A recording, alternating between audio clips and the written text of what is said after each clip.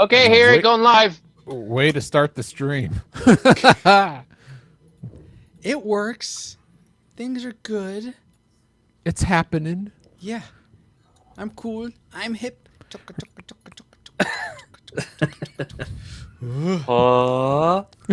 Yeah. Exactly. You know it. Oh, yeah. Let's go a little closer. Okay. We got that. We got that. Let's see. Frickin' lasers. Oh my gosh, Paul. Laser. Whoever said that. I can't tell. I can't tell your guys' voices apart, apparently. Who would say they have a good Michelangelo impersonation, like from this movie? Paul, with your music board. Like, what would it? You'd have to What would he say? Not even pizza? Not even pizza? Okay, let's hear Drake. Hey, Geek Devotions. Let's hear Drake. Not even pizza? Keto? That was like a Western version. Yeah, I messed that up a little bit. You only get one chance, Drake. I know. Dang it. Ketos? Hold on, I'm listening to it. Oh my God. Nice. Let's see how close I can get it. Okay, well, it's taking a long time. What was the line? Not even pizza? Not even pizza? You just sound like me doing it. Paul, how about you? Did it work? Not even pizza? No, that's me. That's I'm Paul. I'm going with Colin. Yeah. Colin wins this time. Good job, Colin. Oh, right. but Bobo may beat him. Let's see. Welcome, Bobo. Hey, Bobo. Bobo. Can you hear us, Bobo? Nope. That's a negative. Negative Ghost Red. The pattern is full. Dude, I didn't know we were going to have so many people on this pod. Okay, that's good. I'm glad you can hear us. Oh, you did. Well, so it was me and Paul, and then we wanted 4 turtles. So, Wait, does that mean you're Splinter and I'm not April, I'm Casey Jones. no, you're Kino, Paul. Oh, okay. Oh. Yeah, of course. I'd rather be Kino than Casey. Sorry, just throwing that out there. Wait, what? Fair. Because Kino has those high kicks. Boom, boom. He Yeah, does yeah. have those high kicks. That's true. Yeah, but he's hot-headed. Yeah. Well, aren't they both kind of hot? Did I mention I study I martial guess so, arts? yeah. Oh my gosh. Hello? What is this? Jose Canseco bat. Tell me, you didn't pay for money for this. Ooh. Okay. Wrong one. Yeah, I know, Paul. Whatever. Okay, so Baba, you can hear us. Go ahead and can you talk some if you're set up. I am talking. I am saying words right now. Okay. I don't know how they sound. That should be good. All right. So Okay. hello, Fresh. So I think thumbs up if you guys are ready for to start the thing. Colin is doing the Mikey impersonation. I'm doing Splinter. So He thumbs doesn't up if have you're a script, does he? ready to go. Like, he doesn't know when to say his He's- line? I'll say. Is it just the one line? Yeah. It's just the one line. I'm going to say, their wolves can never be ours. And then you say, not even pizza? All right. Okay. Do we have to record our audio or anything? No, you do not have to do Okay. that. Good question, though. Yes, it is a good question. Wait. Francisco, you didn't go through the checklist. Yes, I did. You didn't ask us all if we had spiritual speculation. I didn't do that. I did. You know, you're right. I did do the audio check, though. Great. That was number 2 out of 10. Thank you, XO. Does anyone have to be done at a certain time tonight? What I time see are we usually turtles in done? the chat. We usually go for, at this rate, we'll probably be done by, I think at the latest, Midnight? 9, but probably earlier than that. 9 Pacific, probably more like 8:30. Okay. All right. Yeah, that's cool. I can Okay. I can do that. I can swing Okay. that. How Yeah, about no, I don't have a cutoff time, so I'm good. anyone else? Anyone else? You must have air conditioning, Kitos. I do. Fancy. Right? Yeah, a turtle with air conditioning. Yeah. Believe, I feel you. I feel you, Colin. We're in the same place, pretty much. You get 10 seconds starting now. Well, we're doing our best here, G. Okay, so did Your everyone? best. Everyone has always whine about their best. one like. and a classic maker, 1 dislike, and a tragic maker. Say One that like. one more time. So we're essentially just doing 2 likes and 2 dislikes each. So 1 like classic maker, 1 dislike see. tragic maker. I see. Yeah. Yeah. I have that. Cool. Awesome. Let's see. Paul got Almost. those. Can't give me about 2 minutes. That's fine. No worries, Bob. He's gonna make them up right now. I closed all those. Who has a spiritual speculation? And hello, Ashley. I do. I do. I actually kind of got one. Yeah. Oh, awesome. Okay. Nice. So, All right, so we'll be done by midnight. Yeah, Yeah, exactly. Exactly. Light's pretty simple, I think. So you have one too. Everyone has one. Nice. We Sweet. brought it. See, that's why this movie kicks some tail, man. Oh. Yeah. Because Let's No, it kick kicks Shell. Shell. Come Yeah, on. it kicks Shell. Now who has to? Yeah. Now who's the less fan? Yeah. Wait. Yeah. Wait, Wait. at least I know who Michelangelo is. I know Michelangelo. Only the foot kicks Shell. Because Oh why my would turtles kick their own? They say kick Shell in one of the games. That's like I know. Okay. Well, I don't know why. Shell of a hit. Exactly. Yeah. Shell of a good time. All of the above. So we're still waiting for Baba. I think we're Yeah. all good. Oh, Baba looks like he's there. What are you waiting? No, he's paused. It's frozen. Oh. He's getting something set up. Oh, it's probably his cable. His internet. Oh, did he join from somewhere No. else? No. I was hoping, but Oh, okay. then. All right. Paul, would you pray over us, please? Oh, Lord God, thank you so much for this day that you have made. May you rejoice, or may we rejoice and be glad in it, and may you not be embarrassed by our words, but be glorified Indeed. and help it to be a good and entertaining episode for everyone to enjoy. In Jesus' name, amen. Amen. And no Thank you. technical difficulties. Yes. Dude, we are well Yeah. pleased, man. Or he is well pleased in us, no matter what. No, so. we are well pleased. Yes. No, Just I know like- you. By the way, that's a picture of Michelangelo, Francisco, not Donatello. Donatello's the one with the purple.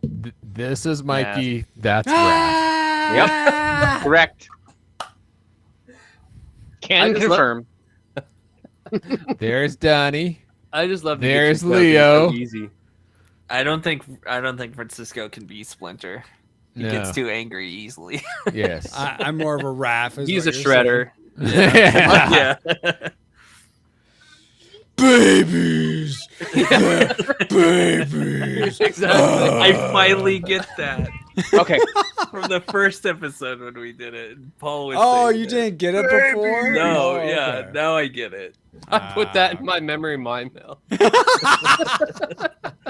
Okay. FYI, Kid Tungsten is using my account to do the chat. Oh, Okay. nice. Cool. So Welcome, will be Kay. him. Oh, okay, gotcha. Hey, Kevin. It's hard to tell because of all the turtles look alike. No, well, Especially in the first ones, where they're all Yes. black and white. nice. They all look alike. Whoa. Yeah. Okay, Bob, are you good, or are you still testing stuff? Let me test my video real quick. There we go. Okay. What? There we go. The junk.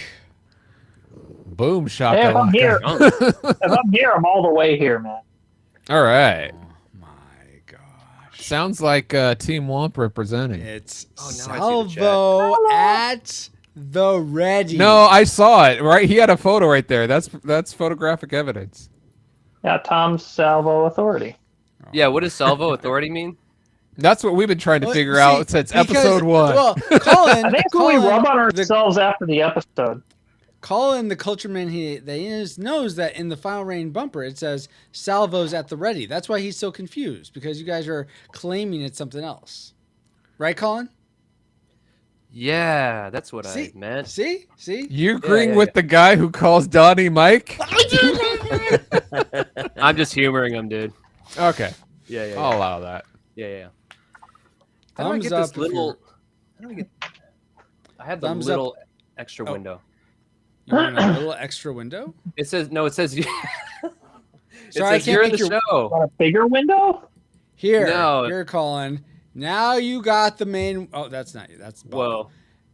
Hey, Bob. Now he's got no window. He's got no window. How did I do that? No. Oh, you ruined it, Francisco. Oh, it can have a max of 5 in this. That's Oh, what it not is. 6? Not there we 6. go. Much better. All right. I No, like I'm that just better, saying- actually. What were you Yeah, saying? I like that too, actually. But I have the little chat window Is this on better? That's just me. I don't need Yes. that. So there's the one. Now back to me. There's the one. So there's the chat window you're talking about. Is that? Yeah, it says like it says now you're in the show, and then there's a little chat window.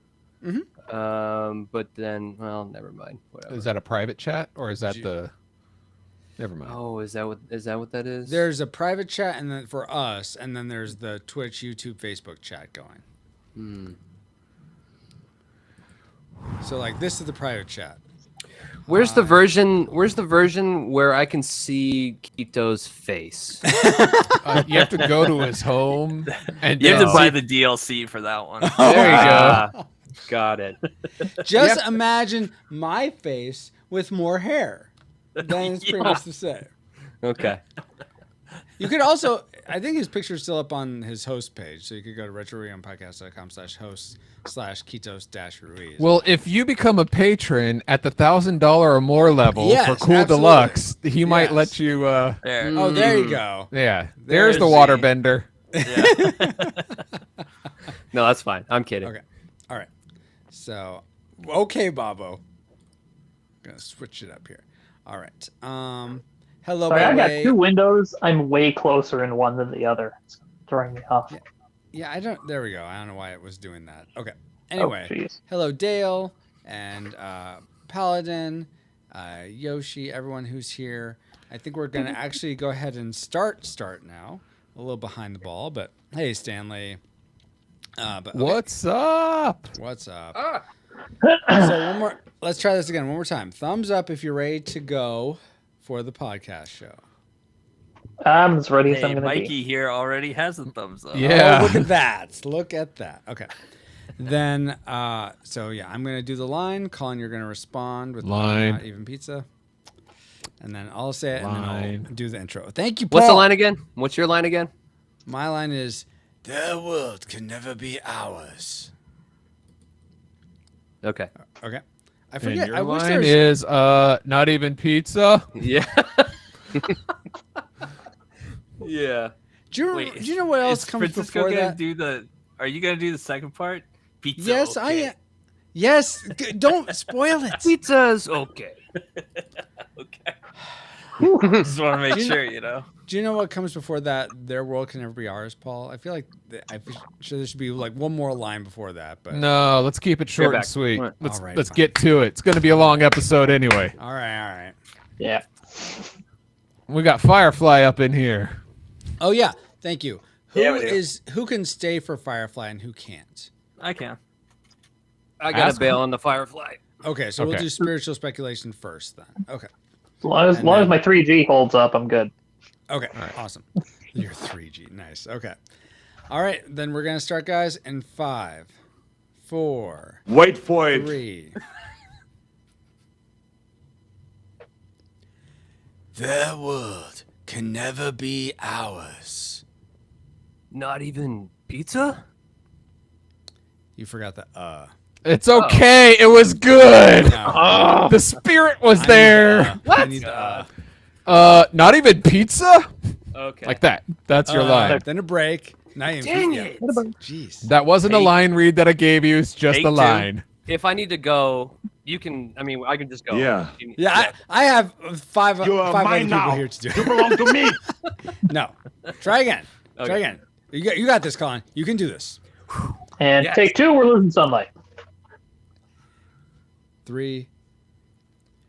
Their world can never be ours. Not even pizza? Pizza's okay. And of course, listening to this episode of the Retro Rewind podcast. Reflux capacitor fluxing crew to stations. Scanning for Teenage Mutant Ninja Turtles 2: The Secret of the Ooze, 1991. Prepare to rewind in 3, 2. What? What happened? We're still in 2022. Yeah. The reflux capacitors on the fritz. I don't know what Even in happened. the future, nothing works. Exactly. Hey, Are we Starfox. redoing that, or is that an edit No, later kind of I'm thing? just gonna put that in later. You guys know what it sounds like. 3, 2, 1, dun dun dun dun. Okay. Yes. Okay. Thank you, Edna mode. Wow. For the record. All right. Back. End of Edna mode. Welcome, rewinders and new listeners, to the Retro Rewind podcast, where we take a fresh look at movies and games from 15 or more years ago. I'm your captain of the pod, Francisco Ruiz, and I'm joined by your XO and mine, Paul, the Master Turtle Interrupter Powers. Yeah, a little too turtle. And also for this discussion, we have a full dojo here. Nice. Firstly, I'd like to welcome back aboard Tactics Officer Quitos Ruiz. Hey, thanks for having me. Hey, Quitos. What turtle team are you a part of? Team Mikey, Team Donnie? Oh, Team Mikey, definitely. Team Mikey, If the picture awesome. didn't tell you. Yeah. Well, this is an audio podcast also, Quitos. In addition to Quitos, we are glad to have back aboard ship's artist, Colin Schlicht. Hey, Colin. Hey, how's it going, guys? Stoked to talk about the Green Machine with you guys. Awesome. What team are you a part of? Oh, that's tough. Sometimes I'm Leo, sometimes I'm Mikey. For this movie, though, all the way it's Donnie. Nice. Yes. Awesome. Is now a good time? Did you enjoy the break from Corey Feldman's Now voice? is not a good time. All Paul. right, fine. We'll get back to it later. Sorry. Another member of the Retro Rewind podcast team, ready to kick shell, is ship's historian, David Bobo Bobke. Hey, Bobo. Hey guys, how's it going? Going well. What team are you a part of? Oh, I'm Team Leo all the way, man. I always respect the Okay. leadership. You know what? Yes, you should respect the leadership. You should respect Yeah, it. Paul, I respect you.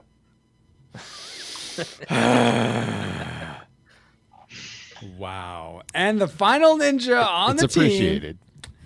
this time is Star Trek DS9 analyst, fan of video games, and amateur astronomer, Drake Tungsten. Hey, Drake, how you doing? Hey, good. And what team are you a member of, would you say? I guess I'd go with Donatello. Donatello. Awesome. Well, Drake, this is actually your third time on the show. So do you know what that means? I think I do. You owe us Okay. $5. Wow. Well, if what you think is you get a promotion, you're promoted to a shipman, then you are correct, sir. That is So- what I thought. All right. What part of the ship would you like to serve in? Engineering department. Engineering. Nice. All right. Cool. You are now ship's engineer of the pod. Thank you, Drake.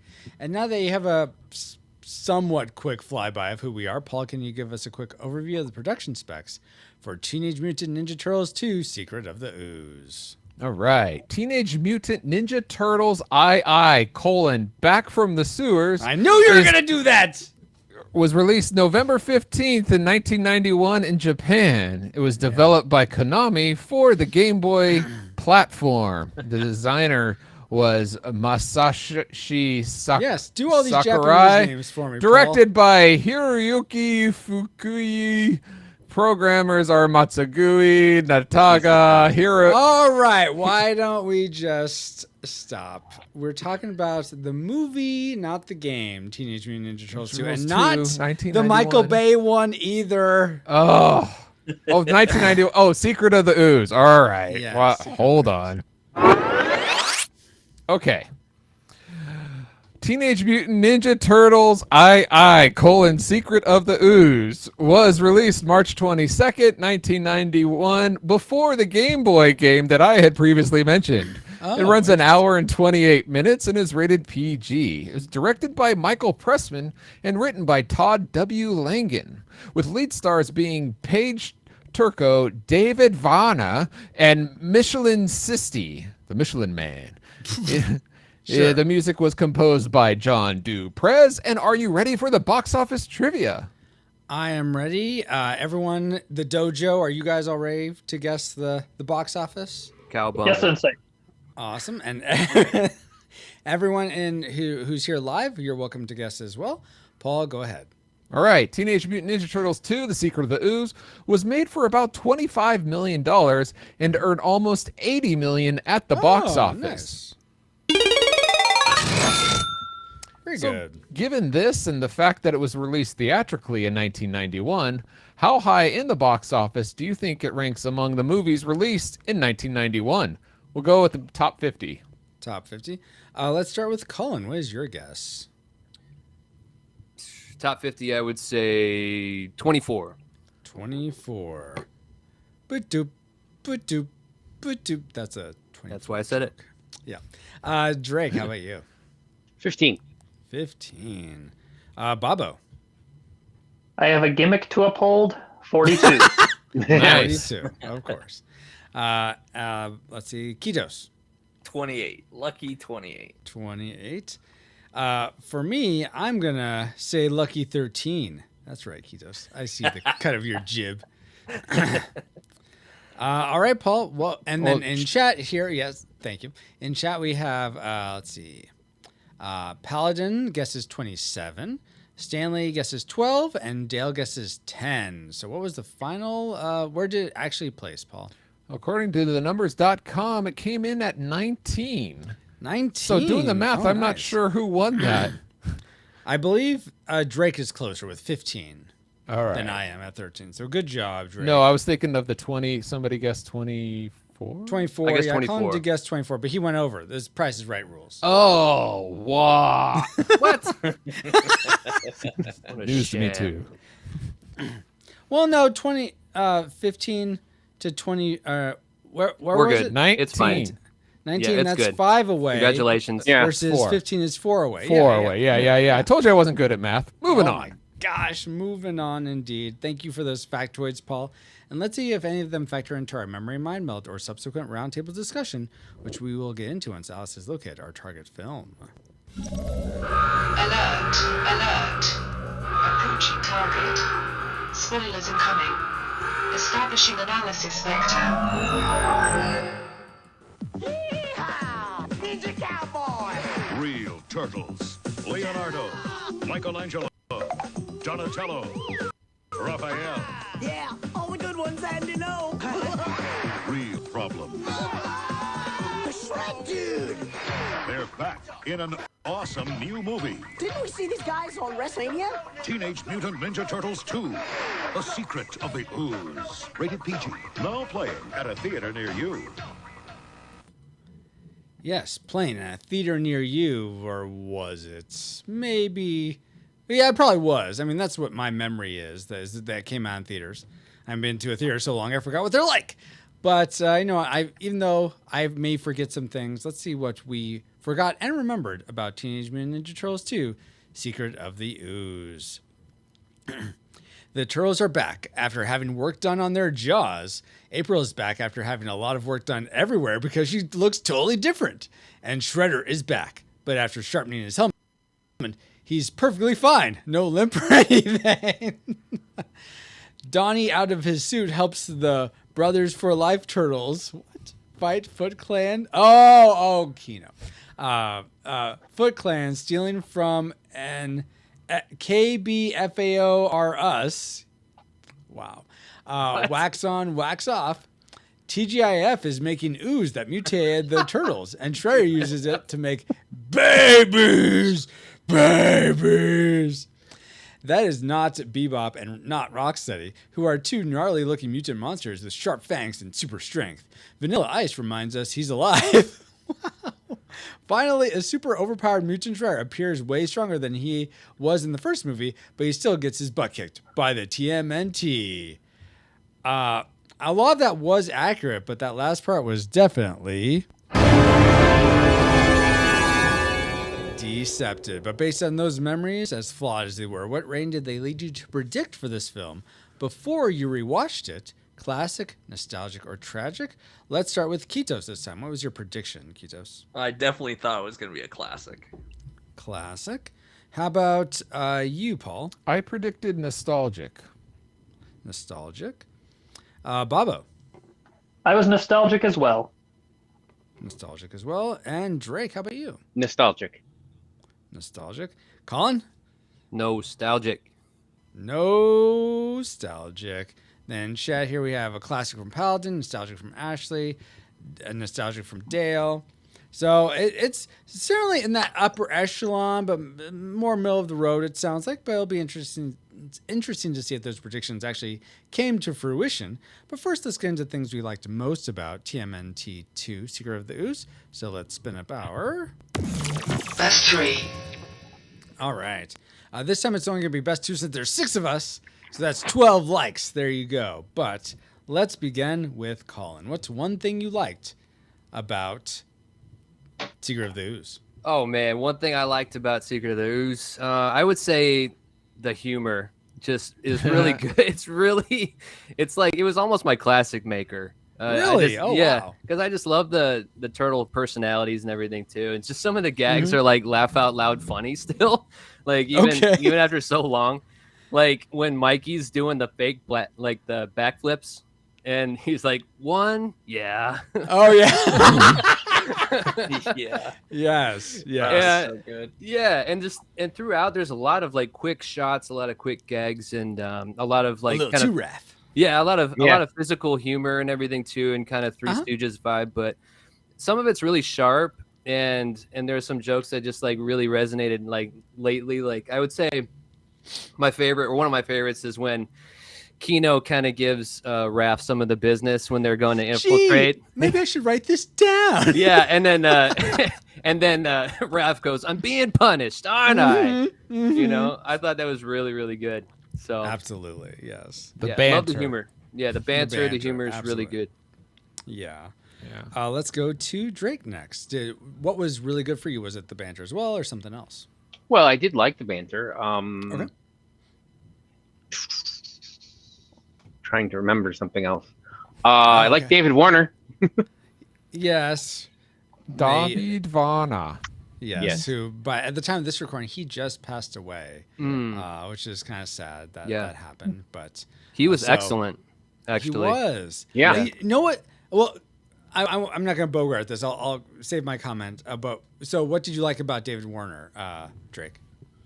I mean, he's just, I don't know, he just does everything so well. I like the way he speaks and everything, and I like him in everything he's in. He's just absolutely. Not to rain on your parade, but I'm gonna have to disagree with you a little there. Yes, because you don't like Time Bandits. I was about to say everything that I saw David Warner up to this point, whether it's Time Bandits or Tron, he was like the main villain or like a bad guy. So I kept waiting for him to like join Shredder and become Baxter Stockman, and that he just did not. Great. And, oh my god! I think while he did a fine job, I wonder if somebody would have been better for the role, and maybe somebody, especially back then, maybe someone with more comedic chops, like I don't know, Dan Aykroyd or somebody. I just if you're gonna have that role there, let's spice it up with something better. I'm not saying David was a bad guy, but he should have been a bad guy because that's where his lane is. Like he's good at that. Okay, all right. He was in Babylon 5 too. He was in Babylon 5. He was in Babylon. He was in like one episode of Babylon 5, and he wasn't a bad guy in that either. Yeah, he was the voice of Ra's al Ghul too in the animated series. Yeah, and the Loeb of the Freakazoid. And wasn't he also in Star Trek? Yes, twice. Okay. Whoa, twice! Oh my gosh. But my little anecdote about David Warner is in this movie, whenever he takes a bite of pepperoni, he's in the turtle area, and he says, "Pepperoni heaven," it always just like triggers a response of me wanting pepperoni pizza so badly, and I don't know why. That's because you're Pavlov's dog. I guess I am. Exactly. Dude, they made pizza look so good in this movie. Right. Like, Okay. Yes. Oh my gosh. That intro, it's like, wow, I'm hungry. Yes, exactly. Bobo, what about this movie made you hungry for more of it? Because it was so good. I've been kind of debating a few things for my first point. I guess it's because I had a few issues with this movie, but even through a lot of issues that I had, I wasn't as big a fan of the humor for the most part, except for that a little too Raph line. That's beautiful. Yes. But still, it still feels like a proper Turtles movie, and that's really what's most important to me. I think in the end is just the fact that it still got the spirit of a Ninja Turtles movie and what it should be, unlike certain movies that we won't get into. But The third one. I'm not aware of any third one where they get a crystal skull or anything like that. I don't know what you're talking about. But yeah, something like that. Something like that I've never seen. But yeah, just again, like I said, the fact that even if I don't think it's a perfect movie, even if I don't think it's as good as the first movie, it still feels like a Turtles movie that I can go back to and have fun with. That makes Absolutely. sense. Yeah. Kitos, what would you go back and have fun with again if you watched this film? I would just rewatch all the Splinter parts. Oh, really? wow. Okay. Oh yeah, Really? I Interesting. loved all of his quotes and his teachings and like all that stuff. Right? Okay. Yes. Watching it now as an adult, I'm so surprised that stuff kind of resonates with me a lot more. Oh, Absolutely. nice. Yeah. Totally. Yeah. I mean, I So- remember a lot of the emotional beats of the first one. I felt like there wasn't as much of that in this one, but the emotional beats in the first one definitely resonated with me much more as an adult than as a young lad. The Yeah. first one was definitely a darker, more serious tone, though. Even you Right. know, Mhm. they really Oh, lightened it absolutely. up for the second one. I think Yes, made it they more did. kid friendly. I think. Uh huh. Yeah. Let's go to Paul next. What's something you really liked? Like in everything that people have already mentioned, something that they haven't mentioned that I liked was the music, especially the music during the fight, the Toys R Us fight or Toy Store fight. It has that, and not the opening one with. Well, that was fine too. But you know what? That Go Ninja Go Vanilla Ice song is catchy. Now, it's not worth 5 minutes long of repetitiveness, but it really, that's probably like my favorite scene in the whole thing right there. It was catchy enough that my kids wanted me to play it in the car on a There you go. Raising them right. Dude, yeah, that song is still a banger, and it's worth the 30 seconds that he wrote for it. But then they tweeted it. Yeah, exactly. It's very repetitive. I'm curious, Kitos, and if this is in your just like list, you can just say pass. But so I re-listened to our first episode, which we covered the first Teenage Mutant Ninja Turtles all the way back in episode 43. So I know. RetroRewindPodcast.com/43. You sound like you regretted it. No, not at all. But Kitos didn't like the music. That was one of his dislikes. I'm curious, Kitos, did it also stand out to you this time as something you didn't like, or wasn't as much of a con for you this time? Yeah, no, it wasn't a con for me at all. Weird. I Okay, cool. I enjoyed it. So Totally. You're growing up. That's amazing. Awesome. Or the music's better in this. yeah. Or that. I guess that could be too. The music felt more ninja, Teenage Mutant Ninja Turtles. Oh, Yeah. The first one, Yes. I remember not Uh-huh. feeling that same way. Got it. Something that wasn't that same way in the first one either that I really appreciate about this one, and this probably goes to like you were saying, Colin, that this was a lighter tone. It's just that there was the Turtle Brothers were just more unified. I feel like overall, Yeah. there wasn't as much strife between them. I mean, Raphael did have his moment where he didn't want to go look for the lair and he wanted to go find where Typical the shredder Raph. was, but overall, they were much more together and working as a team, which I really appreciated a lot more. Yeah. It seems like they had each other's back. You know what I mean? Yeah. they got along better. Yeah. Yeah. Even when with they're picking Raph. on each. Yeah. Even when they were Yes. picking on each other, like I would notice that they would kind of rip on Mikey, and then all of a sudden Donnie would kind of be like, "Hey, it's okay, dude." You know, or he would like say something to him. You know, Yes, or exactly. there'd be some gesture. It's really Yeah. cool. It was a sweet Yeah. brotherly relationship. Absolutely. Kind of off of, sort of spidering off of that. Did you notice in the very beginning when they enter the building, they actually wipe their feet before going in? Yes. Yeah, why I do don't they know do why that? that stuck out to me, but I was like, huh. No, I but did you're not right, they notice do. that. They do do Yeah. that. Huh. Yeah. And then they jump so high. Oh, you noticed that. Oh, you mean, no. I thought In the you meant beginning. like they also jump down like 10, 15, 20 feet in these costumes. It's incredible. Yeah. Oh yeah. Totally. It's amazing what they're able to do. Well, there's lots of padding in those feet apparently. Also, turtles are known from falling from great heights and being totally fine. I mean, that's just part of being a turtle. I love being a turtle. All right, guys. Well, let's get to the things we loved about these turtles, our classic makers for TMNT2, Secret of the Ooze. Let's start with Paul this time. What did you love most? Going off what they said about the costumes, now first of all, I'll start off by saying I prefer the costumes of the first movie over this, just like the look of it. But the costumes in this really make this movie for me. Not only like are they more expressive around the eyes, but it seems like they have such an agility to them, and because of that, they're able to pull off these moves. Like I said, like falling from or even jumping down, or even going down the stairs. Yeah. Like it's hard to go down the stairs in a costume, and they're just like running down. It was amazing. Yeah. They're doing backflips in them too. Yeah. Jeez. And these costumes are so good that it's an easy sell to turn my brain off and think, okay, they're supposed to belong in this world. It's what like Jim Henson does when you see the Muppets. You're supposed to think, okay, these aren't real, but I'm gonna pretend like they do. And these costumes are so well made that it's easy to do for me. There was so many less I guess shots where they had like a dead face on, where it's like it kind of throws you back a bit. This one didn't have that at all. Yeah, they're more expressive. So strange because maybe I wonder if it's more about how the cinematographer. I'm not sure if that person changed or just how this was shot. Maybe it was just shot more brightly.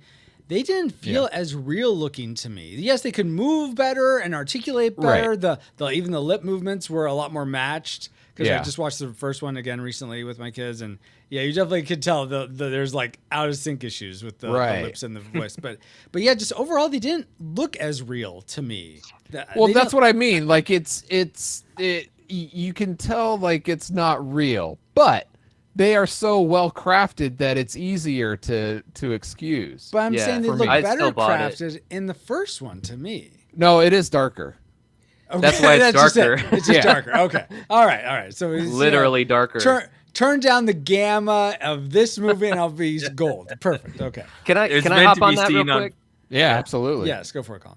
No, just it's genius. Like the Jim Henson Studios, just magic, and the fact that it really kind of it takes like three people to make a turtle. It's like the voice and then the animatronic puppeteer and then the actor to do all the moves and stuff. So that combination, there was times in the movie where I was just kind of swept up in it, like this is a Ninja Turtle, you know what I mean? And you kind of forget, which is pretty cool. Obviously it's old school, but man, it's really, really cool. Absolutely. Classic maker in chat, Dale says, mama. I still laugh today when I see that scene with the wolf and the other turtle, Toka and Razor. I'm curious. Let's go to Drake next. Did Toka and Razor happen to make your classic maker, or was it something else you really loved? I guess I'm gonna go with the humor, like the little two-graph and the wax on, wax off bit, because that was the only part I actually remembered from this. Oh, really? Wow. Okay. I remember the intro. I remember almost nothing. I'm watching it. I'm like, did I actually even see this movie? I don't remember it. But I'm pretty sure I did. I just don't. There's not much I remember. But the humor still was the most enjoyable thing, you think? Yeah. Awesome. I'm with you, man. You're with him about that. What else are you with? Anyone else? What's your classic maker, Colin? Okay. Y'all, nice okay. transition. Whatever. This title intro sequence, after 20 years, this thing popped up. I was like, okay, we're just going to watch TMNT 2. When they came in and the title came in and stuff, it gave me chills for real. Yes. Yeah, I was like, just that. Seriously, that the freeze frame and the guitar slide and they come in and then just like, man, and then they start like, just kind of going to town on the burglars and that was a total blast to watch. It was hilarious. I don't know. I was just grinning from ear to ear that whole entire time, just like, that's man. Awesome. Yeah, it was definitely nostalgic. I mean, not in the kind of way that we talk about on this pod, but more in the way that's just like, it really brings you back and still helps you feel like, I don't know, brings you joy. Yeah, you know, absolutely. and it was really fun. Yes. So that's my Awesome. classic maker. That intro was great. Very cool. Babo, introduce us to your classic maker, will you? As much as I'm being reminded of Toka's face when he says, "Oh, mama," it's just that is the perfect face. I forgot about that. But my classic maker comes down to 2 words: "Go Ninja, go Ninja, go." Yeah. it's the rap. It's the Vanilla Ice song, man. So I mean, you love Splinter Sayings also. Go Ninja, go. I made another funny. I'd love to hear Splinter rap for one thing, but it's like no matter what, even if I go into that scene or just that song on its own, and I'm thinking, man, Vanilla Ice sucked. What were we thinking? No, that song's awesome. It's catchy. There's no getting around it. And I still got a little hyped up when that part of the movie came up, and it was just dope. The foot starts tapping, and I'm like, oh. Yeah. No, let's not like Vanilla Ice. Started bouncing in my chair. Yeah. You can give in, Babo. It's cool. Yeah. Give in to the Iceman. Anybody who remembers one thing about this movie, it's the ninja rap. Yeah. And definitely. What's interesting is the rap from the first one's pretty good of itself. TURTLE power, but this one's way catchier. Yep. So Yeah. Well, it also didn't call Raph the leader, so that's true. Points. That's true. Jeez. Yeah, and then it had like dance choreography, like the Vanilla Ice dance move. And then if you did the dance move when you were a kid, you got sent to your bedroom. You know this from personal experience, Colin? Maybe. Okay. Kitos, what moved you most about TMNT2? What was your I mean, I'm right along with everyone saying, "Go Ninja, go Ninja, go." I mean, it's so good. But I will come up with another one, and that's this one. Okay, compared to the first Ninja Turtles, right? Yeah. This movie had so many less pop culture references. Oh. And that was just like in the first one. Yeah, that was a heavy dislike of my first one. And this time around, there's so much less that I would actually put that as a classic maker for this movie because you could actually enjoy it without having been part of those times. You're like, this is the pop culture. No, Dude, no there's referencing Jose Canseco? Classic! There's some really subtle stuff in there though too. Like apparently Leo reads X-Men comics, which is I didn't notice that. Yeah, like when they're cleaning up the apartment, there's an X-Men comic and it's Leonardo. Yeah. Stuff like But that's great. it's nice that it's subtle. If any, if they are there, it's pretty subtle. So yeah, I really appreciate that about very this cool. one. Okay. Yeah. That would be my classic maker. It's great. Fantastic. My classic maker is also some that's a little. We sort of dance around it at points, but I'm just gonna land on. I really like Kino, Ernie Reyes Jr. But especially his friendship with Raph. Like I think was it you, Colin, saying, or one of you guys saying how there's this element of Raph's like, I'm being punished, all right, because Kino's doing all this stuff that he was doing in the first movie, and it was Baba. Thank you, Paul. Baba that said that. Yeah, I just thought that stuff was. I love their relationship. How Raph was helping Kino do all the ninja stuff and get all the bells, but not that Kino was a slouch or anything. He was, he got to that point on his own. But I just thought that was great. Though I didn't care for so much. I didn't care so much for his like I gotta help the guys, and how it kind of turned out in his favor. But then let's not talk about the ending quite yet. I've always thought Kino was cool, man. Like when I was like, dude, Kino's the coolest. Just like his shoes and his outfits and the way that he did karate and the way that he ran from freaking the foot all the way across the Brooklyn Bridge. Right. I was like, this guy is a beast. It made me sad not to see like anything from him after this. Like, what happened? He was in Rush Hour 2. Oh my gosh. But you know what I mean. He was one of the turtles in the suits in the first one, right? Right. He was Donnie. Yeah, he is Donnie. Awesome, guys. Well, now it's time to get to the things we didn't like that weren't that so we awesome? forget. Oh wait, dang, you're right. I did forget something. Thank you, Bobo. Yeah. Glad you're here. Glad you're here to help me with these things that I forget, and that would be, I'm forgetting multiple things. It turns out. Edna. Who you I'm not reporting gonna. to? I was vamping, Paul. I was gonna do what I got right here. Oops. Causing chaos. That's what I'm here for. That would be Geek Devotions. Geek Devotions is a collaboration of devoted geeks that are devoted to letting people know that they are loved. They produce a weekly geek culture infused devotional, their podcast Com Talk, and written articles, all designed to encourage and challenge people in the geek community, bridging the gap between their faith and their geekdoms. They also recently released a part of their podcast feed is a new sort of segment called the Casual Gamer Society, where I believe John Harju and David Clements, they're from other podcasts in our sort of hemisphere of podcasts, that they talk about just games that they appreciate and just different gaming topics. But you can check that all out at geekdevotions.com. Yeah, sorry, Francisco. I tuned you out because I don't see what that has to do with Teenage Mutant Ninja Turtles 2: The Secret of the Ooze. I'm It's sure a they've secret. covered Teenage Mutant Ninja Turtle things. Yeah, I mean, yes, that's it. It's a secret, Paul. It's a secret. Great. I'm so Isn't glad that you remembered that. That was worth telling. No, Geek Devotions are great. You should check them out. Yeah, I guess I don't have a great tie-in, Paul. So No. you got me. You got me there.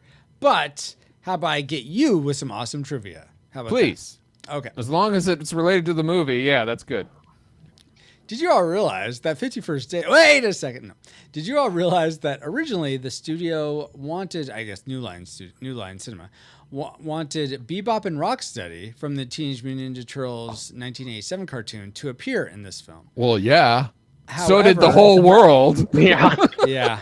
However, Kevin Eastman and Pierre Laird, who created TMNT, were not in favor of it, so Toka and Razor were created. My question to you guys is, what character from the cartoon, it could be a villain or a protagonist, would you love to have seen in the 90s TMNT movies? So it could have, and sort of in this style, essentially, of movie. What character from the cartoon would you like? Okay, Colin, go for it. Casey Jones. No, He was question. in the first one. No, Yeah. yeah, but it would have been great to see. And he's in the third one, but he's missing from this one. It'd be okay, great to see him again. No, one that's not in any of these, so that you could see them in this cinema style. Why would So you not- want to watch the third one? Yeah, I forgot. I didn't even realize that.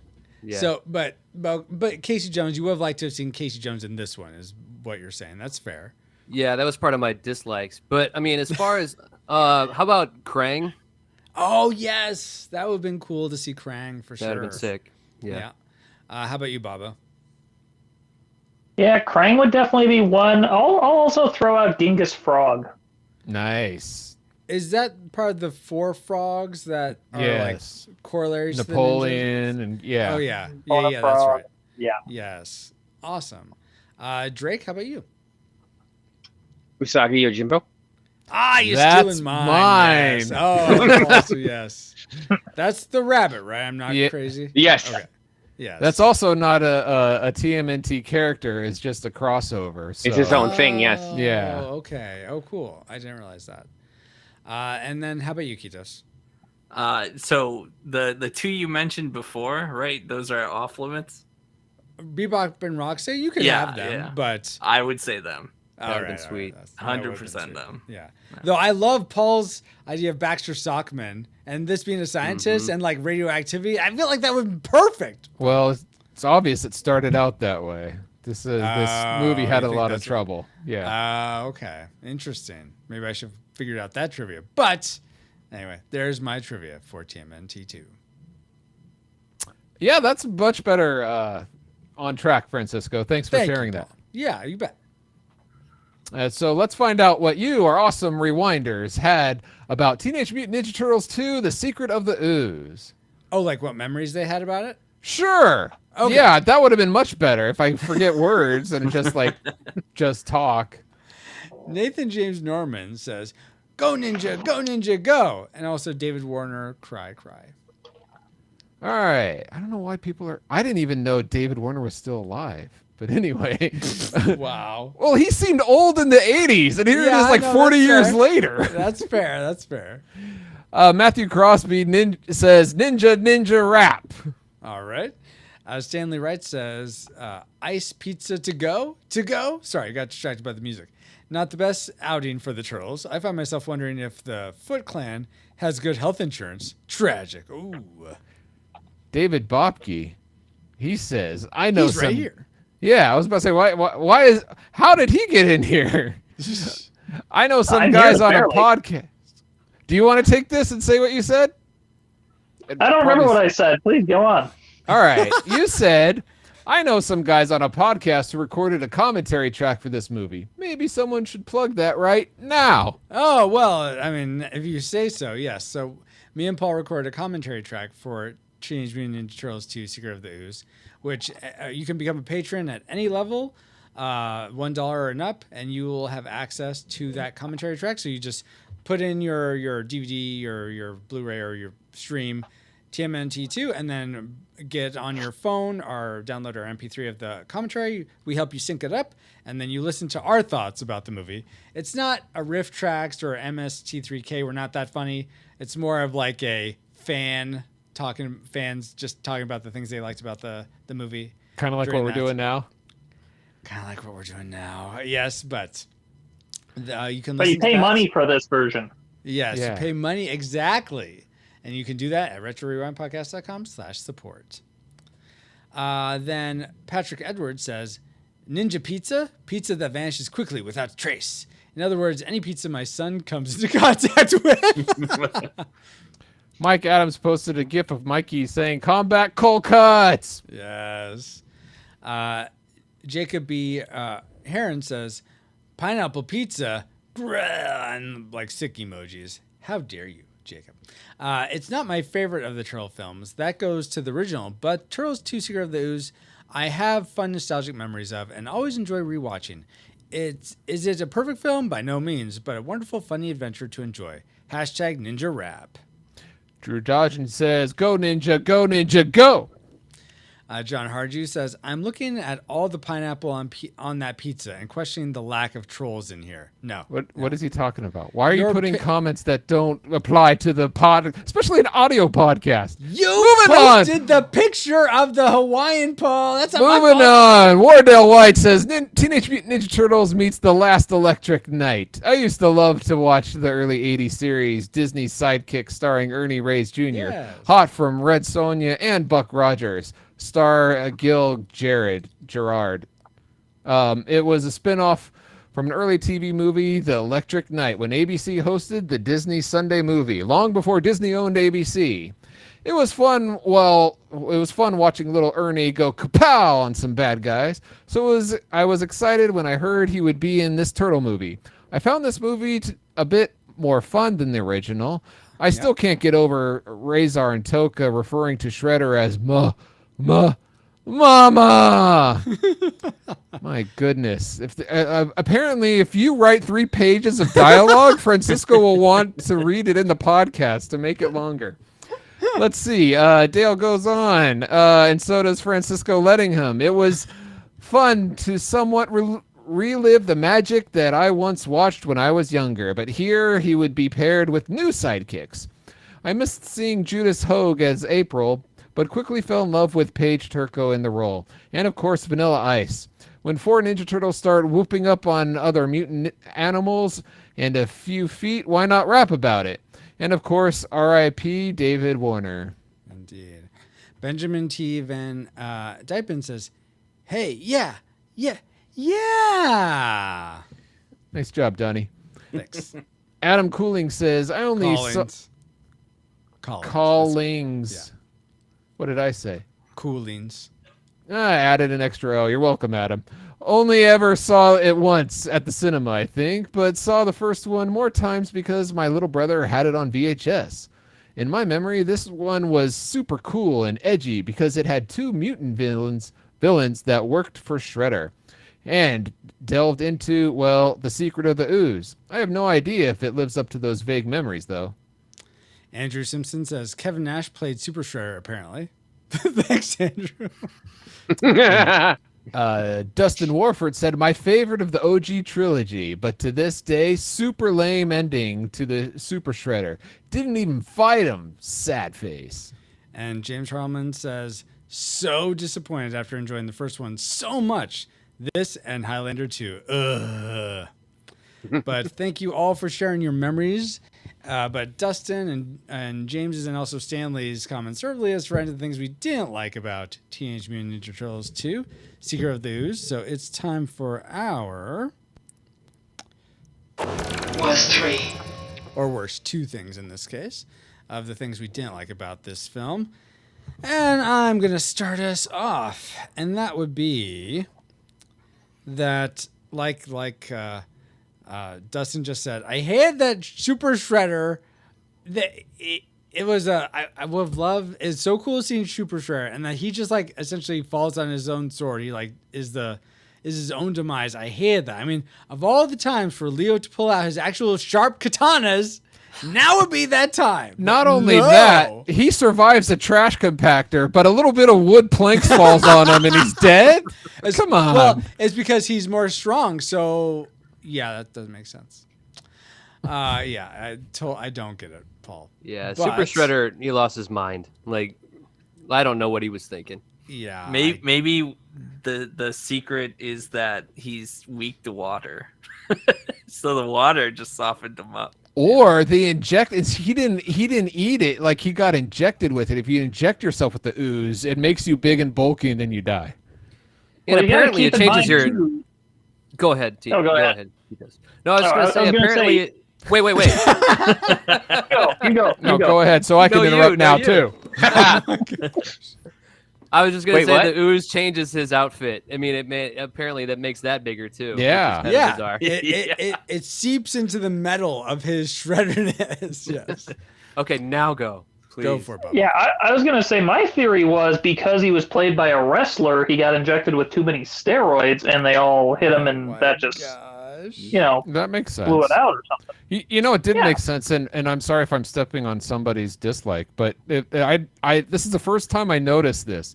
Huh. So they take the ooze and they kidnap the scientist so he can like do something with it and feed it to Toka and Razor, right? Yeah. Uh-huh. And then when the turtles are fighting Toka and Razor, Shredder holds a full canister of the last ooze and says, like, get them. Like, this canister never runs dry. It's never-ending ooze out of this one canister throughout the rest of the Yeah. film. It's a Hanukkah ooze. Yeah.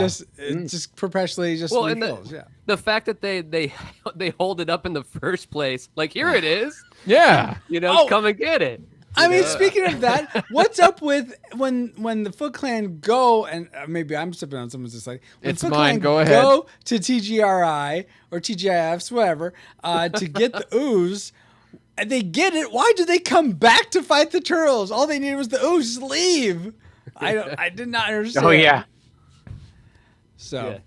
and then they have to do silly football games with it. Great sequence, Yeah. though. Yeah, well, it was fun, but it just didn't. make Plot sense. wise, the only way that makes sense is if you can think like, oh, let's try stopping the turtles. Well, that's not working, so let's leave with the ooze. Otherwise, it just doesn't make sense why they appear. Like they had the Yeah. ooze. Why? What?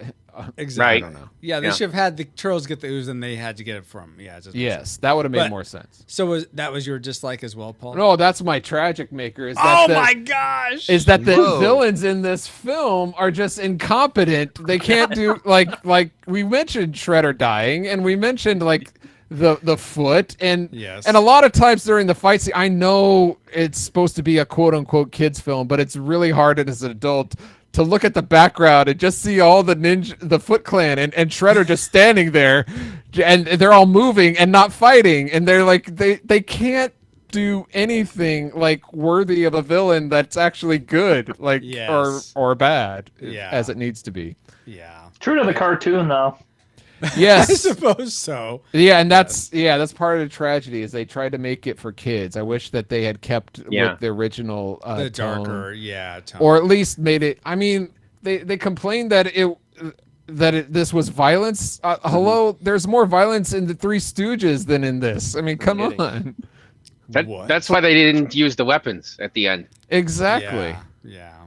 It's ridiculous. Anyway. All right, that's fair. Let's go to Kitos. What's something you didn't like about Secret of the Ooze? So I think actually Colin mentioned this before earlier, but yeah, this one was not as as deep as I remember it being, or even as the first one, really. It's just it's a fun adventure, don't get me wrong, but the first one, or maybe it was you, Francisco, it was darker. The first one's very dark and kind of there's a lot more character development, even for Raph and stuff. Each individual has character development. This one, that didn't really occur. Overall they're a better team and whatnot, but there's no individual character arcs for each of them, if that makes sense. It did though. I mean, Donnie actually had that moment where he was reflecting and he talked to Splinter, and that was a good way to kind of talk, speak to that kind of a vibe. But they never capitalized. They never sort of landed that plane. I felt like that was just put up there, and then nothing came from it. That's left over from a previous draft in which they were going to do.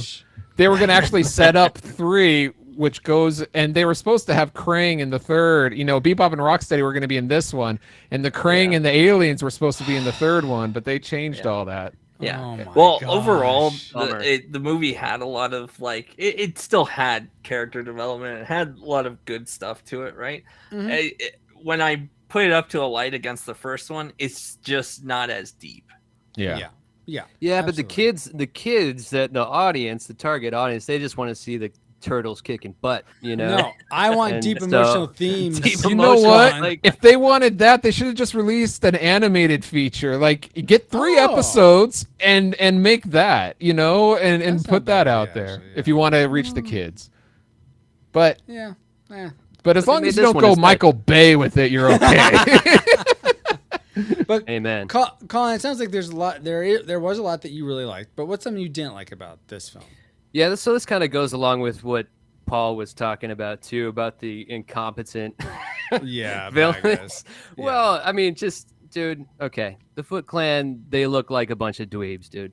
It's a pajama party. Yeah. It's just mostly scrawny white dudes. How can they pass that bell test? Right. How can any of them pass that bell test? That's what I have in my notes, man. There's no way that they passed the bell test. No way. That was one of my favorite moments with Raph, though. That was That's a good scene, but the way the payout for that, I was like, dude, are you kidding me? Yeah, the Foot Clan sucks, and dude, Kino is a total lock, dude. There's no way he would wipe the floor with any of those guys. So that's why it's yeah, you're in, because everybody else here sucks. But, forget the bell test, Kino. You're in. Yeah, I think that may have been the point of the bell test. It's look, none of you are good, so we're gonna trade you.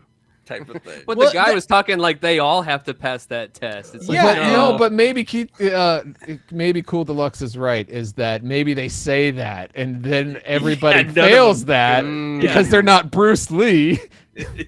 So it's Kobayashi Maru is what you're saying. Exactly. Except Kino was Kirk. Okay, I see. Yes, because he had a little Raph with him. Oh my god. Yes. All right, that's fair. That's totally fair, Colin. Drake was the baddies also something you disliked, or was there something else that made you yeah, but I could add. I thought there were parts of it where I thought it was a little bit slow and boring. Yes. Oh, okay. I'm just does one part come to mind? Because I didn't really feel that, but somewhere in the middle, I was just like, how much more of this movie have we got? It just felt even. Even Kid Tungsten said that the second movie felt a lot longer than the first one. I think it's shorter though, isn't it? Maybe not. Yeah, but he said it. He said it seemed a lot longer. He liked it better than the first one overall, but he thought it felt a lot longer, and so that was. Yeah, could it have been the Splinter parts? No, maybe. And I was thinking when they actually are in that junkyard or whatever, that construction site where they face Token Razor, and they go, wait, we must do the traditional intro. That was like 2 minutes. Like, come That on, was get pretty through long. this. Yeah, So long. Yeah. it's still funny though. Oh, fine. Here's donuts. Yeah. Eat it. Yeah. 30 seconds. Let's get into it. Not 5 Right. minutes later. They're like, Right. why is he Let's carrying stand that around and big watch it box? happen. Yeah. Oh my. I think it was before that part. There was just some part, and I was just Yeah. Okay. It's a little lagging in some parts, but sure. like, yeah. Bobo, what sort of was lax about this movie for you? I had a few problems with this movie, and to kind of double back on one of the points brought up earlier. Look, I can understand the Foot Clan not being that great because it is the B Squad. Right. Yeah, that's fair. I mean, even if they Aren't don't these pass enough the for your bell test, vengeance? yeah, even if you got to they can't pass the bell test, you got to put somebody on the field, right? Somebody's got to play. I can give Toka and Razor kind of a pass because I mean they're infants. Right. Okay, they're stupid. Babies. They're stupid infants. So I mean, Shredder's doing what he can with what he's got. But man, I would have liked to have seen a lot more from Super Shredder, even if he still kind of Yes. dies stupidly in the end. Yeah. Part of me that's a wrestling fan was kind of wondering if Kevin Nash just didn't want to take any more bumps, or if he just wasn't getting paid enough. He's like, well, Oh, I'll is Kevin take Nash a one. wrestler? Is that? Yeah, Oh, okay. I didn't know why Andrew brought that up. Okay. Thank yeah. you. I was wondering, like, was he paid enough to just take like one forward slow bump, but I'm not going You got me back for a for day. anything?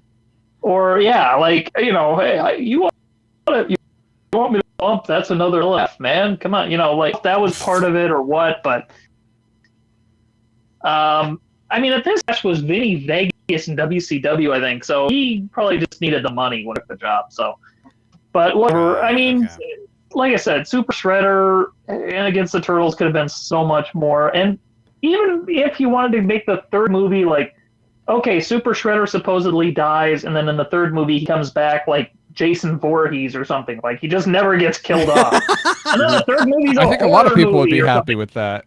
Yeah. Yeah, I don't know where you go from there, but it's something. Yeah. Yes. Yeah, they made the End of Shredder point. fight. That's what I will say about the first movie too. I really like the first movie, but the ending with Shredder, it really felt like That they was were really outmatched. good. Yeah. You know. Yes. And yes, so now yes, that he's yes. Super Shredder, I actually I haven't seen this in seriously like 20 years. I was like, oh, I'm excited for the Super Shredder, and Yeah. then he just falls under a pier. It's like, okay, guys, Yeah. But Apparently, splinters were his weakness. Oh my gosh. He died. Did both you just ways. come up with that, Paul, or did you hear Yeah. that somewhere else? No, just Wow, that's impressive. one. I'm gonna just Booyaka give it shot. up. That's wow. good night, everybody. Yeah. The show's not getting Good better show from here, on at least for me. All right. But Paul, you Yeah. gave us your tragic maker. Why Yeah. don't you give us something that you just generally disliked about TMNT2? From the beginning fight, some of the sound effects were a little bit of the Hanna-Barbera cartoon boink zoink Yeah, things. yeah, and yeah. I brought this up before. If you're going to use that, it just conveys that it's not to be taken seriously. And if I'm Yeah. not going to take this film seriously, then it's going to go down a notch. Mm-hmm. Like, so Speaking to what I think one of you said, do you feel like that bothered you as a kid, all those sounds at all? Or I didn't notice. This is as an adult watching. That's what I figured, but I was just curious if Yeah. maybe they would. And plus, now I watch it as an adult with headphones, so I can get that full sound in my ears, and I really hear when it's great, and when it's bad, it's like, oh, cringeworthy. Gotcha. So my kids didn't mention anything about that when we watched it. Yeah. I wouldn't Did have Kid noticed. Tungsten mention anything about the sounds being bothersome or annoying? Drake? I remember laughing at one of them actually. I All right. don't remember which one Yeah. it was, but I remember laughing. So yeah, I think we thought it was funny. Okay. Cool. honestly, yeah, Awesome. that's kind of how I felt about the sound and everything too. It didn't bother me at all because I think I just kind of went into this film like with no expectations and just to watch it and be like kind of revisit it, and be like, okay, this was for kids and I enjoyed it when I was a kid. So maybe one of the things that hurts this film is the first one because people compare it. Yeah, I could see Mhm. that. Yes. Should have Yes. made the first one. Yeah, you should have made it. Why did they do that? Dumb. I still think the third one would have sucked if it was the only one. Well, I mean, if I'm sure we would all collectively say the third one is a tragic maker, but let's get to the tragic makers for this film. But it makes this film look better. Yes, okay. True. So Paul gave us his already, the dumb bad guys. Kijos, what was your tragic maker for Secret of the Ooze? My tragic maker had to be that Bebop and Rocksteady were not in Oh my there. gosh. Yeah. I played the video games. I watched the cartoons. Yeah. Like, You were invested. Where's the payoff? Okay, as a kid watching this movie, I was expecting them to be in it, right? Yes. And when they weren't, I was so disappointed. Watching it again, I felt the same disappointment again. And I was like, no. Oh, I can't believe they ruined it. I actually had that same reaction because I completely forgot. And I thought, oh, great, they're going to be in it. And then they weren't in it. And I was like, so I literally got that same thing because I completely forgot. Yeah, exactly. It was pain. It was just as painful again. Yeah. Oh no. Out of curiosity, did you see Teenage Mutant Ninja Turtles Out of the Shadows? What's that? That's the second Michael Bay movie. No, I haven't seen any of the Michael Bay ones. Okay. I haven't seen anything after 2. Okay. Oh, you haven't seen the third one? I haven't even seen that one. Don't I will though because I do have it because I got the disc with 3 of them. Don't. I saw see that one. I saw the third one when I was a kid in the theater, and I walked out being like, "What the heck is this stuff? Exactly. Like, what are we doing here?" Yes. Yeah. Wow. Who invited Chuck E. Cheese to make the people? Wow. Okay, Kizo. So yeah, not having Rocksteady in. Yeah, not having Roxy and Bebop. And yeah. Drake, was that also yours because you had that they weren't there too, or is there something else? Well, Was your tragic that wasn't. I was going to use my tragic maker as sort of a, not really the fault of the movie, but in memory of Jim Henson, is right at the beginning. Uh-huh. I hate that that he died. Jeez. Yeah, why did he exactly. go die? That was kind of a tragedy to me at the time. Yeah. When he did die, I mean, I remember that. I was really sad. Mm-hmm. So. Okay. All right. Yeah. That's fair. Yeah, Francisco. Jeez. Yeah. Francisco, why did you kill Jim Henson? God. Yeah. Why do you hate dead people like David Warner? Oh wait, that's me. Sorry. You thought he was already dead. Let's go to Colin next. What was your tragic maker for this film? Man, y'all are gonna kill me on this. No. You're gonna kill me on this. I'm gonna Only kill if you like say I that killed it's Jim Henson. not as good as the third movie. I didn't, dude. Okay. So the movie was kind of clipping along at a good pace, and it's actually, man, it was pretty darn good, actually. And then it kind of comes to a screeching halt when they go to the Vanilla Ice concert. Yeah. And all right, where's the eject button? Y'all, I even remember kind of even as a kid too, that same feeling like, okay, this has got to be over. And because, yeah, they were doing all the awesome kung fu fighting and everything like that. And then they started doing the coordinated dancing in the middle. Yeah, of I the, get why they're dancing. I'm that like, didn't make sense to me. Why not? They were dancing before. Ninjutsu. But they already had everything prepared, and it's just that was a little even far-fetched for this kind of a movie, even for me as a kid and everything. So I was like, come on, y'all. Like, Vanilla Ice is cool, but you don't have this prepared. Like, we have stuff to take care of. Yeah. Yeah. So all right. that kind of see that. Sorry, Colin. I like you, but the Vanilla. Yeah, I know. The Ninja Rap is still awesome. But Yeah. I just Just didn't wait. I'm getting mixed signals here. The song itself is great, but song that itself is dope. sequence is sort of like just a let's do some now for something completely different. Yeah, it needed to ramp up and into an epic fight with Super Shredder, and then that would have been sick. But instead, it was like, let's get on stage and wave when we were supposed to. When Splinter told us explicitly, "Don't be seen." Right. And then, hey, everybody, And then Splinter's like, idiots, Yes. So anyway, Related they're to kids, they're teens, Yeah. Related to that scene though, I didn't understand. Kino was like, I gotta help the guys, and he goes and he kicks the ooze out of Shredder's hand. I'm like, oh, okay, I guess it was a good idea that you went. Yeah. And was there. But then what happened? I forget what And happened. then he chickens out and is like, "Yeah, I shouldn't get involved. A rat told me that." Yeah, I don't. Basically. But I don't know why. Because it seemed Yeah. like He it was the doing right good, thing. and then he's like, "Never mind." It would have made sense if like Shredder. See, this is what would have been better. Oh, He no. goes to kick. Yeah, Francis's fabulous fan fiction is fabulous. Right. To make that whole It is sequence with him with Splinter training Kino pay off better, and Kino to learn his lesson, is he goes up, he runs all gung ho, and does his like spinning kick that works on everyone else, but then Shredder just like a boss, because he is the boss, just grabs his foot and like slams him down and like. Sends him Still- into a coma. Yeah. You know, as you do, as the Some for the kids. Yeah. Look, Learn kids, this lesson, good. kids. don't kick strangers.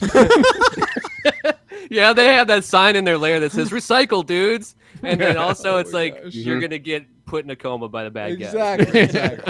So I think that would not the coma part, but I think that would work better. And then he was maybe a hostage for Shredder, and then they had to get him away. I feel like that would work better.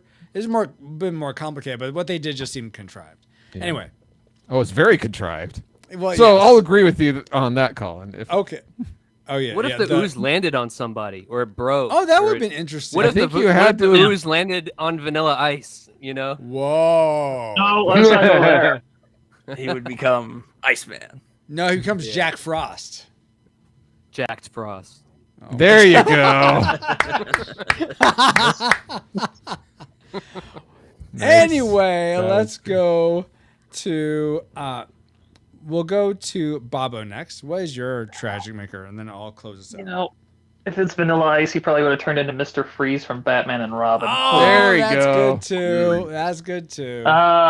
Anyway, yeah, the not Bebop, not Rocksteady thing bugged me a lot, but this, the more I think about it, the more this bothers me. Look, I get that this is a fantasy situation here. We have a mutant rat. We have gigantic turtles who know ninjutsu, and yet the most unbelievable part of the movie to me Dance off. is after these turtles crash through a wall and we got these big mutant guys brawling in the back of the building, Vanilla Ice hears a beat start and he's like, yeah, Let's work I'm with it. feeling a beat here. Yeah, I'm going to get a rap started. No, you're I'm not. gonna freestyle No, this you're song. not. You are running for your life, sir. You are fleeing. You are calling the police. You're not thinking, yeah, I'm going to start rapping. And all these people who are in danger right now are going to hang out and go, yeah, Ice, But- that's awesome. But Bobo, you don't understand. He was listening to a Van Halen song just the night before and needed to rip a new section out, and so that's how. No. They Oh, should've look, done that I'm a before Bill they and started Ted recording. fan. Is this I thing don't- on? Yeah, unfortunately. Oh my god! For those that don't, wasn't it Van Halen that he took the segment for his popular Queen.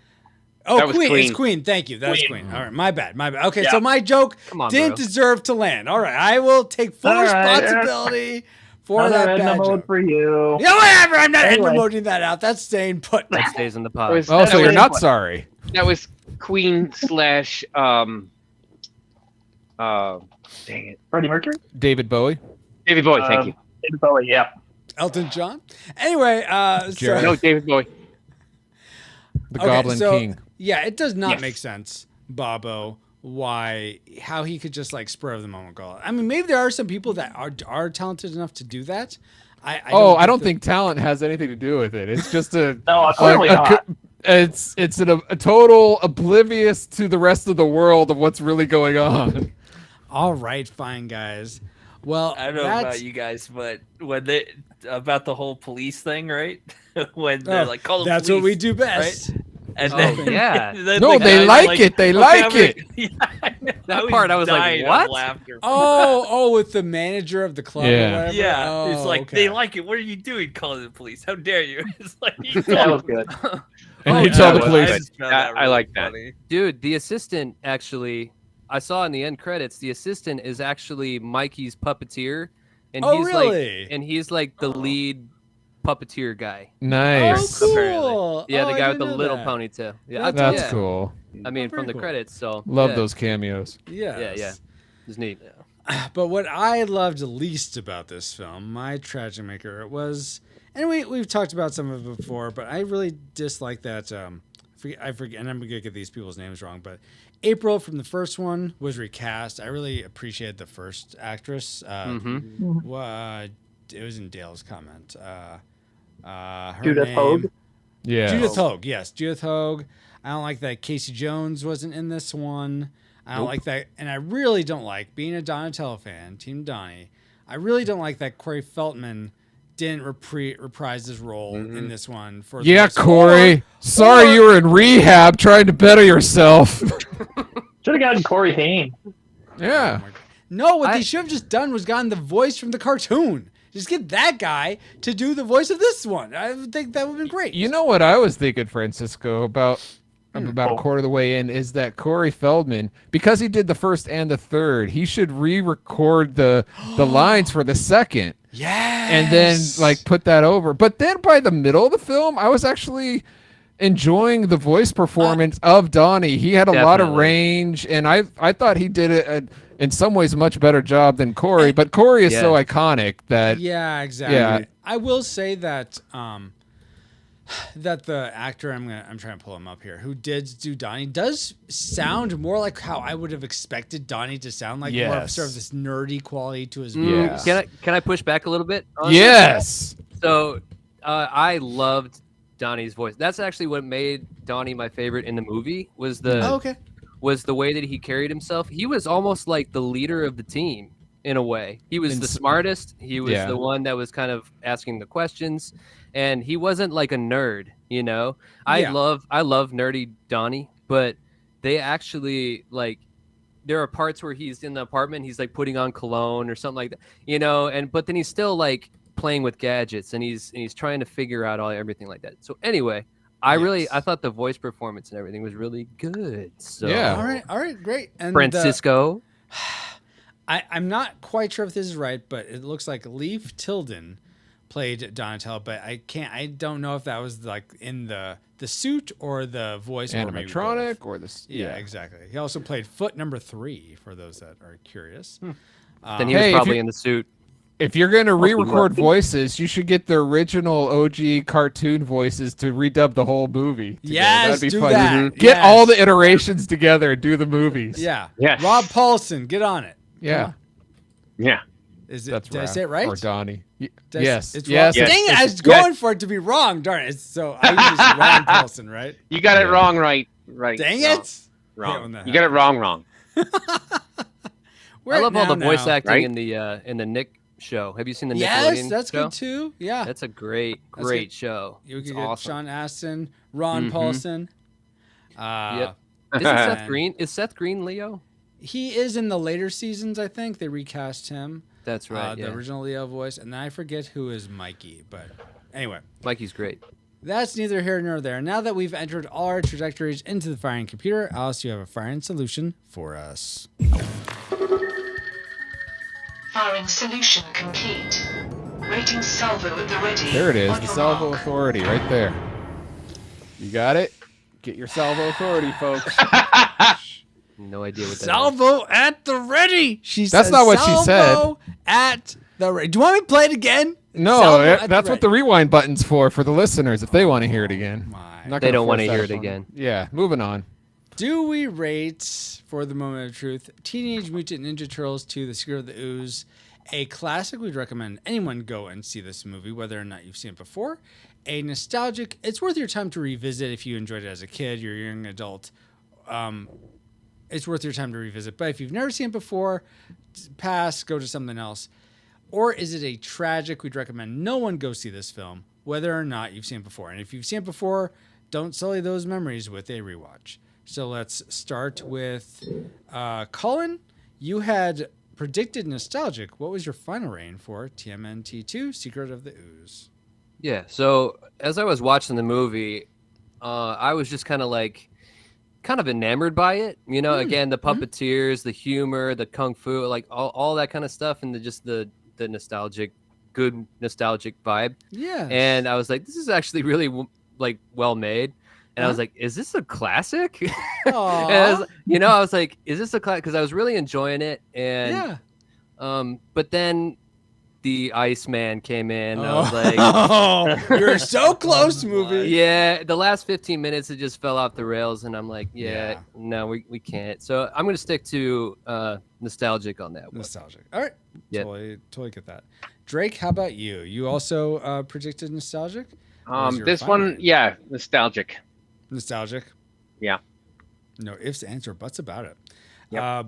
Bobo, how about you? Also predicting nostalgic. Yeah, watching this again, there's so many questions that I had throughout the movie. Like when Don kisses the mop, I'm like, he just kissed a mop. Yeah. He's been clean. Oh, He just yeah. kissed And a it's mop. not a clean one. There's no comedy there. It's just like, okay, he's pretending. Hey, keep your anti-mops comments to yourself. I'm Mops very are pro mop. mops too. Hey, Been with you that know, mop since he was 8 years old. yeah. Some people have dirty minds, okay? Other people have dirty mops. It's something. And some people Anyway. have dirty ooze canisters, like Splinter. Like he kept that ooze canister for how long, and no parts of it broke off. Where was he keeping that? What about when they moved? In his robe. I didn't get that. Pocket. I don't want to know. All this stuff. How does Donnie type on the keyboard with big fingers like he's got? He's got to be hitting 4 keys at a time. There's all this stuff hunts that and pecks. I just didn't understand. I mean, even so, he's still hitting 4 or 5 buttons a time. He's got to be. Well, All right, okay, that's- I said the costumes help turn your brain off, but not enough. Not nearly Wait, enough. don't they know how to use chopsticks? Maybe use chopsticks. Oh, good point. Good point. But he didn't. You didn't have any chop. Well, anyway. But despite all of the issues like that, all the nitpicks, it's still fun. And I think as a kid, I definitely appreciated a lot of things more then than I do now. And I Yeah. kind of want to consider that. But even as an adult, I would say it's still nostalgic. It's still relatively fun to go back and enjoy. So, yeah, I can't say it's a classic at all, but it's definitely not tragic. All right. So, then nostalgic then? Yes. Okay. Awesome. Let's go to Ketos next. So you were the sole person to have predicted classic. Did it end up being classic? Yeah, so this one was hard. As I was watching it, I was going back and forth and whether it was a classic or a nostalgic. And honestly, in the end, thinking about it, if someone was to ask me, I've never seen Teenage Mutant Ninja Turtles at all, right? Should I watch this movie? I would tell them, no, go watch the first one, then come watch this one. So But me, eventually honestly, watch it? Eventually watch it. And I would say this is a classic, and it will become more of a classic the more Vanilla Ice fades from pop culture existence and reference. So the point where you can just appreciate the song. Okay. So, but overall, again, I agree with Yeah, go Colin. The movie is just so good in so many ways, and I was smiling the entire time I watched it. So I have to say it's a classic. Classic. Okay. Yeah, that's awesome, dude. I mean, I totally hear you. And let me be clear, Vanilla Ice, I'm team Vanilla Ice. I don't mind it. But hey, just that part is where it kind of like, all right, like this is getting to be a bit much, y'all. Yeah. So, yeah. Awesome. For me, just overall, I'm gonna rate it a classic. Nice. Sweet. All right. Paul, how about you? When watching this movie, the nostalgic feelings were crushing so hard. I was enjoying the silliness and everything, but I certainly would not recommend it to people who've never seen it. But if you have enjoyed it, I would recommend it. So I'm in the nostalgic lane. Nostalgic as well. And I'm just going to come right out. Nostalgic for me too. I definitely think it's worth your time to revisit it if you enjoyed it as a kid or young adult. It's by no means will be a waste of your time to rewatch it, except unless like Drake, you had remembered it having Rocksteady and Bebop, or were looking forward to that, and then it wasn't. Then I could see that being a frustration. But on the whole, as the years have gone by, I've appreciated Toka and Razor. I even love that they're in the Shredder's Revenge game. I think that's excellent. So I think they've found a fan base, I'll say. But the movie, of its own accord, definitely nostalgic for me. So we're pretty much predictions lined up completely to the final reigns, which for the Retro Rewind podcast, we rate Teenage Mutant Ninja Turtles 2 Secret of the Ooze, a slightly disputed nostalgic film. We'd recommend anyone go and see it. We'd recommend only people who have seen it before to watch it again. But if you've never seen it before, don't take the time to watch it. But now it's time to get back to our own time. Good old 20XX. Comsat online. Receiving incoming transmission. 20XX. I was like, whoa, it's not happening. Oh my gosh, it's a first. Francisco, Oh, yes. can I ask you just real quick? So you said you watched it with your kids Yeah. for the Yeah. first time? Mm-hmm. So what was their reaction to it? Since it's like from 1990, and were they into it, or They seem to. With them, they never want to watch movies from when I was a kid, but they're always like, no. But after we actually start watching it, my daughter will usually always get into it. My son So is that after you hog tie them and duct exactly, tape them? Yeah, Okay. yeah, exactly, Paul. They can't go anywhere. My son will. I feel like audience, literally. it's harder for him. He likes it, but he can only absorb so much of a movie, and this happens with most movies. He'll have to stop halfway through. So we did that. Then we came back to the next night, and he enjoyed how it finished, and they enjoyed it. cool? Oh, so it they're holds like up for you- kids. Yeah. They- I'd say definitely worth watching with your kids. And there you they're 10 and 7, so that if that helps with narrow That's it down cool. for you guys. Yeah. Where were we? Oh yeah, we're back. It's Colin good was to be back. asking if he could ask you a question. That's where we were. Thank you, Paul. He asked the question. We'll All right. proceed Vanilla Ice is now irrelevant. That's where we're to at. say it feels good to be back, but we wouldn't have been able to travel back to 1991 to begin with if it weren't for our amazing reflux capacitors, namely Jared Holzhauer, Deborah Powers, Brian Keating, Patrick Hicks, Chris Cowan, Geek Devotions, The Untold Podcast, James Casson, Drew of the Cellcast, Ashley Cronenberg, Pastor Dewson, Kenneth N., Redeemed Otaku, That's Our Baba. Oh, he's right here. Woohoo! Josh Adams, D. Tungsten. Oh, he's here too. Woohoo! Andy Lewis, Jeff, the Dapper Man Reviews, Tony from the Retro Days, Mr. Lost, Gerald Hafner, Rosie, in addition to 7 other awesome patrons as well, some of whom might also be right here. Thank you all so much for keeping the gigawatts coming, and if you want to help us keep flying for as low as $1 a month or get bonus content for your generosity, like maybe a TMNT2 commentary track, head over to retrorewindpodcast.com/support to start. This stream sponsored by PaulJPowers.com. All right, and while we're thanking people, we also want to give a big ninja hug to our guests for supporting us with their thoughts on Teenage Mutant Ninja Turtles 2, The Secret of the Ooze. We'll go alphabetically, so that means Bobo goes first. So, Bobo, how can people find you online? Is there anything cool you got going on? Don't and no. Excellent! I'm out So there. glad we could be here.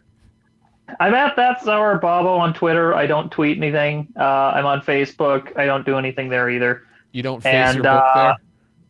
Not really. Not really. I keep my face hidden. And I am sort of a guest booker on a podcast called Couch Pilots coming up soon. I'll be doing like 10 cool. episodes. So, like I said, guest booking. I don't know that I'm actually doing anything beyond that, really, but not family friendly. So nobody here will listen to it. But there you go. If you like unfamily friendly streams about TV shows that had a pilot and never went anywhere. Oh, really? There you go. Okay. All right, so Yeah. stay away from Bobo, folks. All right, Wow. thank you for coming by. All right, next is we'll go to Colin Schlicht. Thank you so much for joining us. And where can people find you online? Is there anything cool you got going on? I mean, Colin, you always have cool stuff going on. So what's up? You bet, man. Yeah, you can find me at artbycolin.com. That's my website. Full portfolio, lots of pop culture, design, illustration stuff on there. You can buy prints and stickers and pins and posters and all that jazz at artbycolin.bigcartel.com. That's Colin with 2 L's. You can collab with me on a project at artbycolin.com/connect. Follow me on Instagram at artbycolin. And then I've got a couple Gallery 1988 shows. It's a great gallery out of California, LA. Yes. And there's a show coming up called Idiot Box, and it's basically like an homage to Golden Age of TV. So it's like 2000s and I'm doing portraits of Daredevil for that one. Nice. Cool. And I'm stoked on those. And then the Crazy for Cult show that's coming up, that's honoring classic and cult classic films. I'm doing a movie poster for the Batman. And then Nice. I've got artwork with metal band August Burns Red.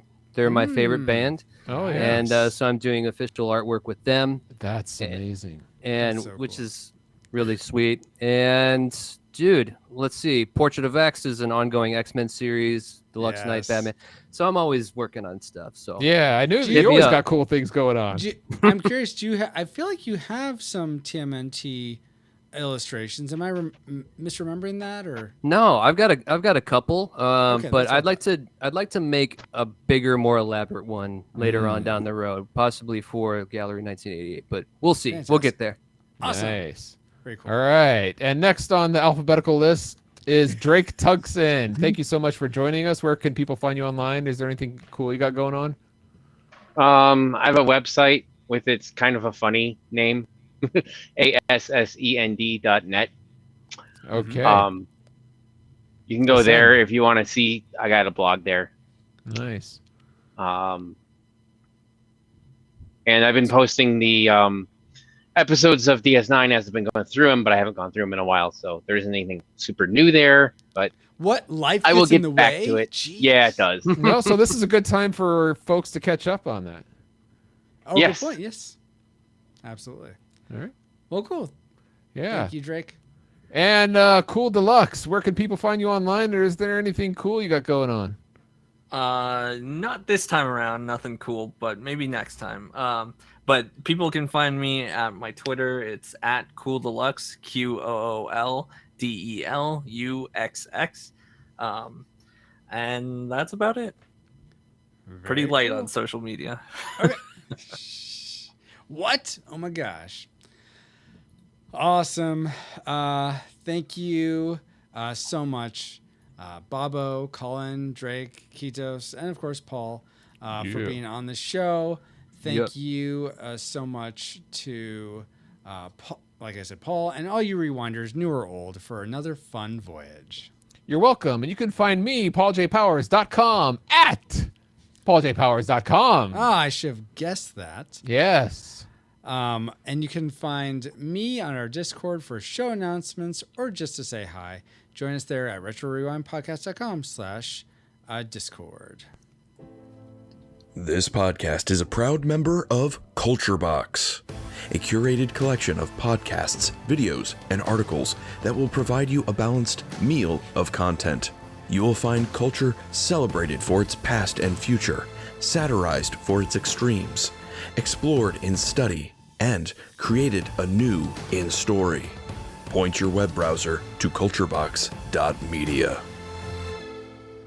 And as the disembodied voice just said, we are now part of Culture Box Media, the network. There you can find all the shows unpacking truth through story, comedy, and geekery at culturebox.media. And with that, Captain, we are on final approach to a new base under the ground of the sewer with an abandoned train.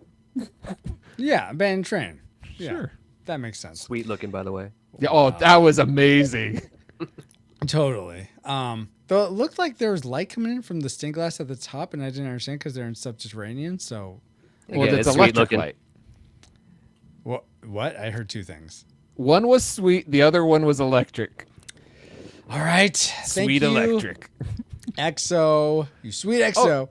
You're And welcome. Thank you all for listening. We pray you are more joyful today than when you first hit play.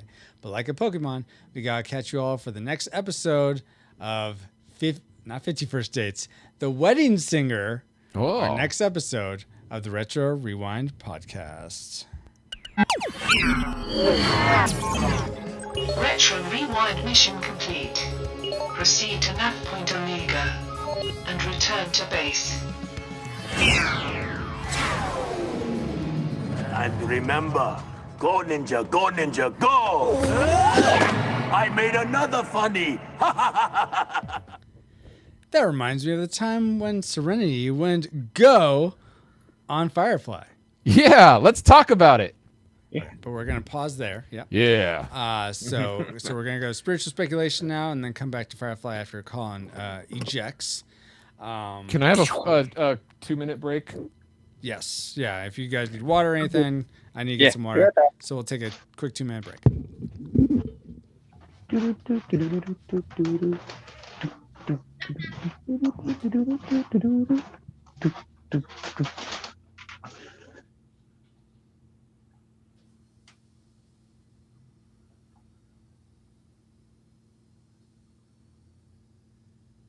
Hello. Yeah, I'm still here. All right. I'll be right back. Mm-hmm. Wait. So, am I going to see you next weekend? No. Unfortunately, I'm not going anywhere at the moment. Yeah. Okay. Gotcha. Yeah. I'll if the live stream's still happening though, I should be attending that. Okay. Nice. Yeah. Good, man. Well, yeah, maybe that's one cool. day You're going? Yeah. I'm gonna try to make it out there, man. That's awesome. Mm-hmm. Yeah, it should be good. Really good. Yeah. Oh yeah. Yes. Have you played the new Turtles game? I wish. No, not at the moment.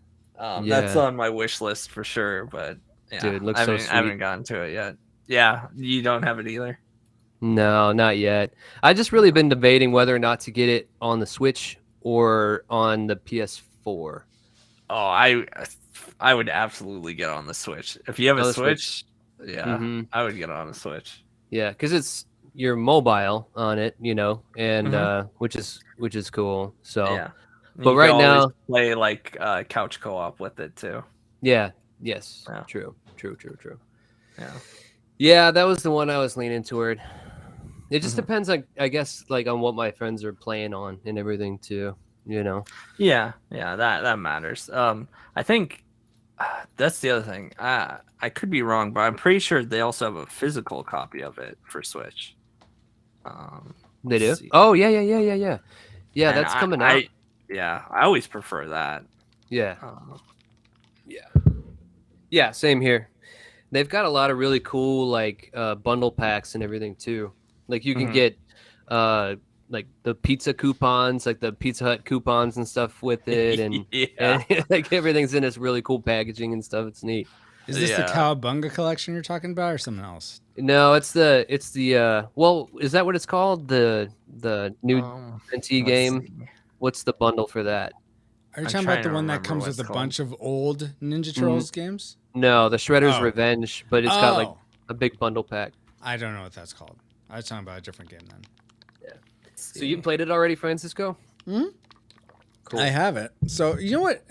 I should do that for the community game tomorrow. So you heard it here first. That's going to be the community game tomorrow. Is Shredder's Revenge? Just to sort of couple it with TMNT 2 here. Did you? Yeah. So you downloaded it? Yeah, I got it on Steam so that it'd be more, because the Switch version, the PlayStation version aren't cross-play.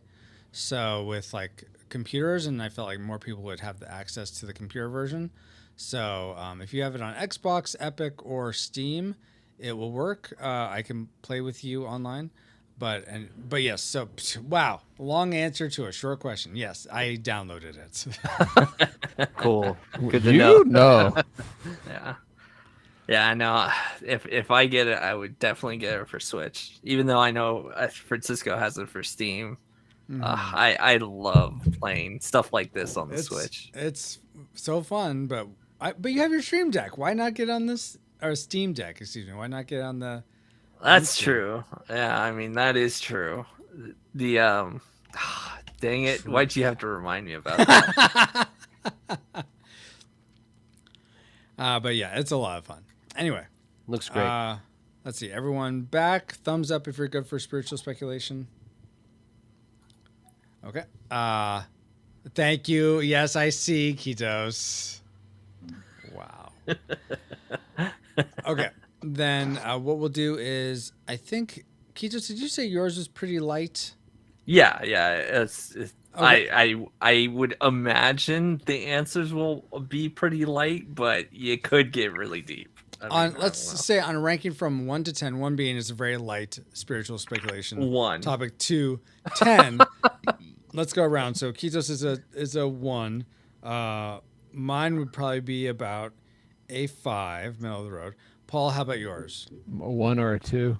I'll say Probably 2. 1.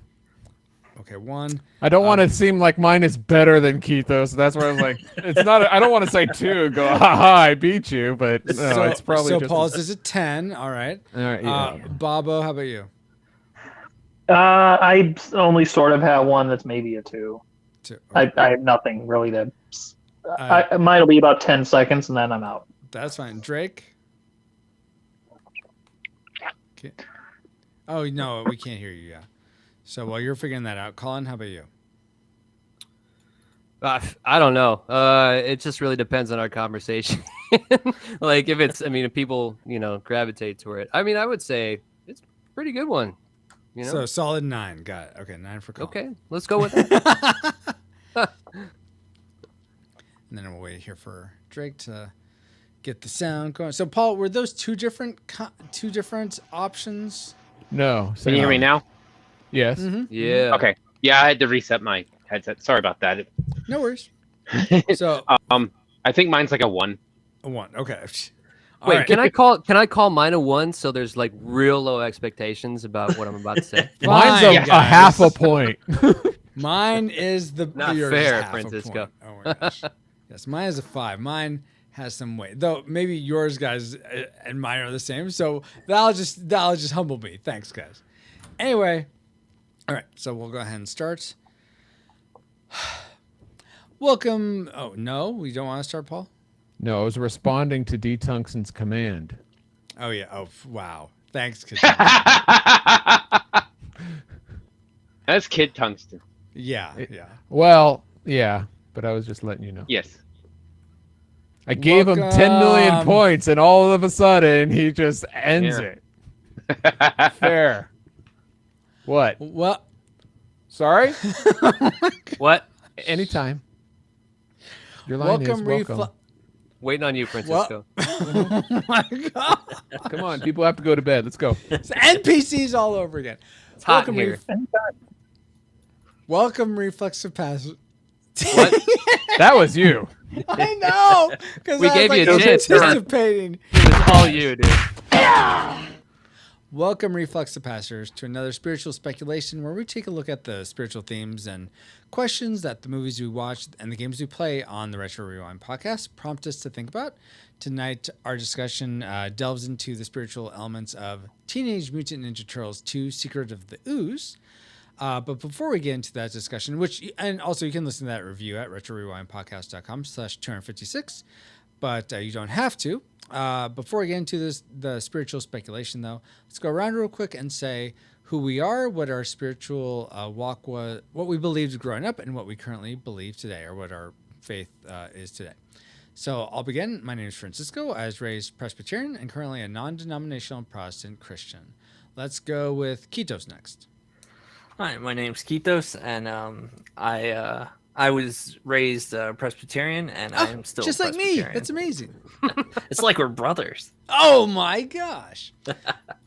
But I'm Donatello, and you're Michelangelo. You hear that, Colin? Michelangelo. I know who he is. Got it right this time. Bobo, how about you? Nobody listening to the podcast version of this is going to know what you're talking about. Anyway, I was raised Missouri Synod Lutheran through high school. I was churched Missouri Synod and then ELCA Lutheran somewhere around that time. And I'm currently non-denominational.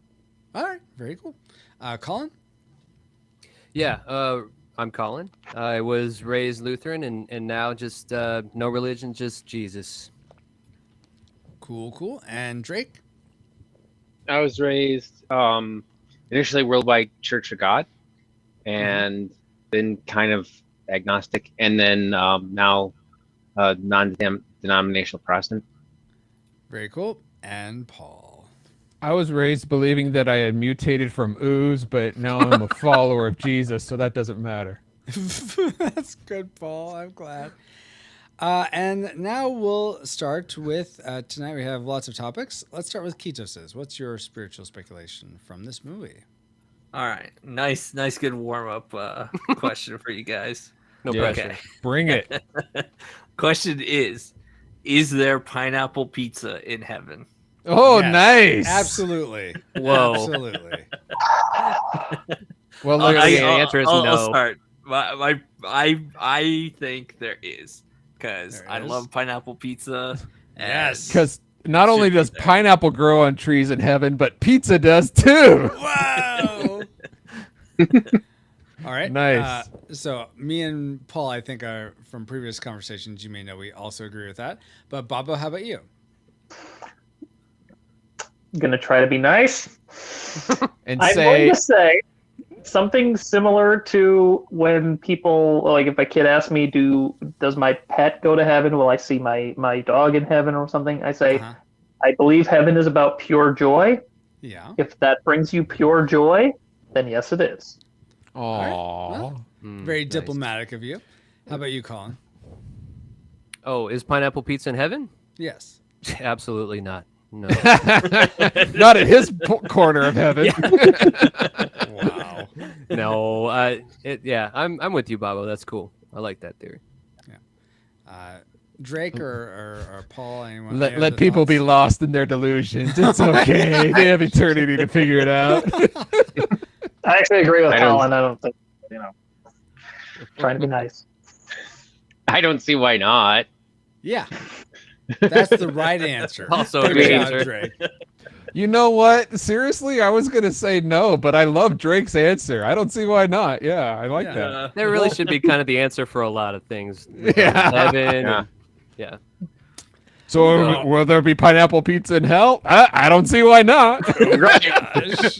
Oh my gosh. Could be there too. Drake, Likely. since you won the answer for that, apparently, what's your spiritual speculation? Mine was I don't know how to put this right, but there's a part in the Bible where we're sort of supposed to shepherd the earth, To grow And- pineapple pizzas, yes. Yeah, something like that. And I thought that I kind of thought of that because of the way when the company was actually trying to take care of the ooze that it made, it was an Yeah, oh, accident. They were yeah. they were actually trying to clean up after themselves. I thought that Yeah. that reminded me of that. Yeah. Oh, okay. So Like Yeah, good I could- stewardship? Yeah, good stewardship. Yeah. Exactly. Yeah. Yes. Cool. Though I couldn't tell. They seemed to really concerned that there was more spillage, and I feel like they're cleaning it up. So why was? yeah, I don't know how good their stewardship actually ended up being, but it was Yeah. it was better than the traditional what you see of the evil corporation causing pollution stuff That's in most true. movies. So Yeah. it just reminded me of that. Uh huh. How good a job they did. I don't know. That was kind of vague. Yeah. Yeah.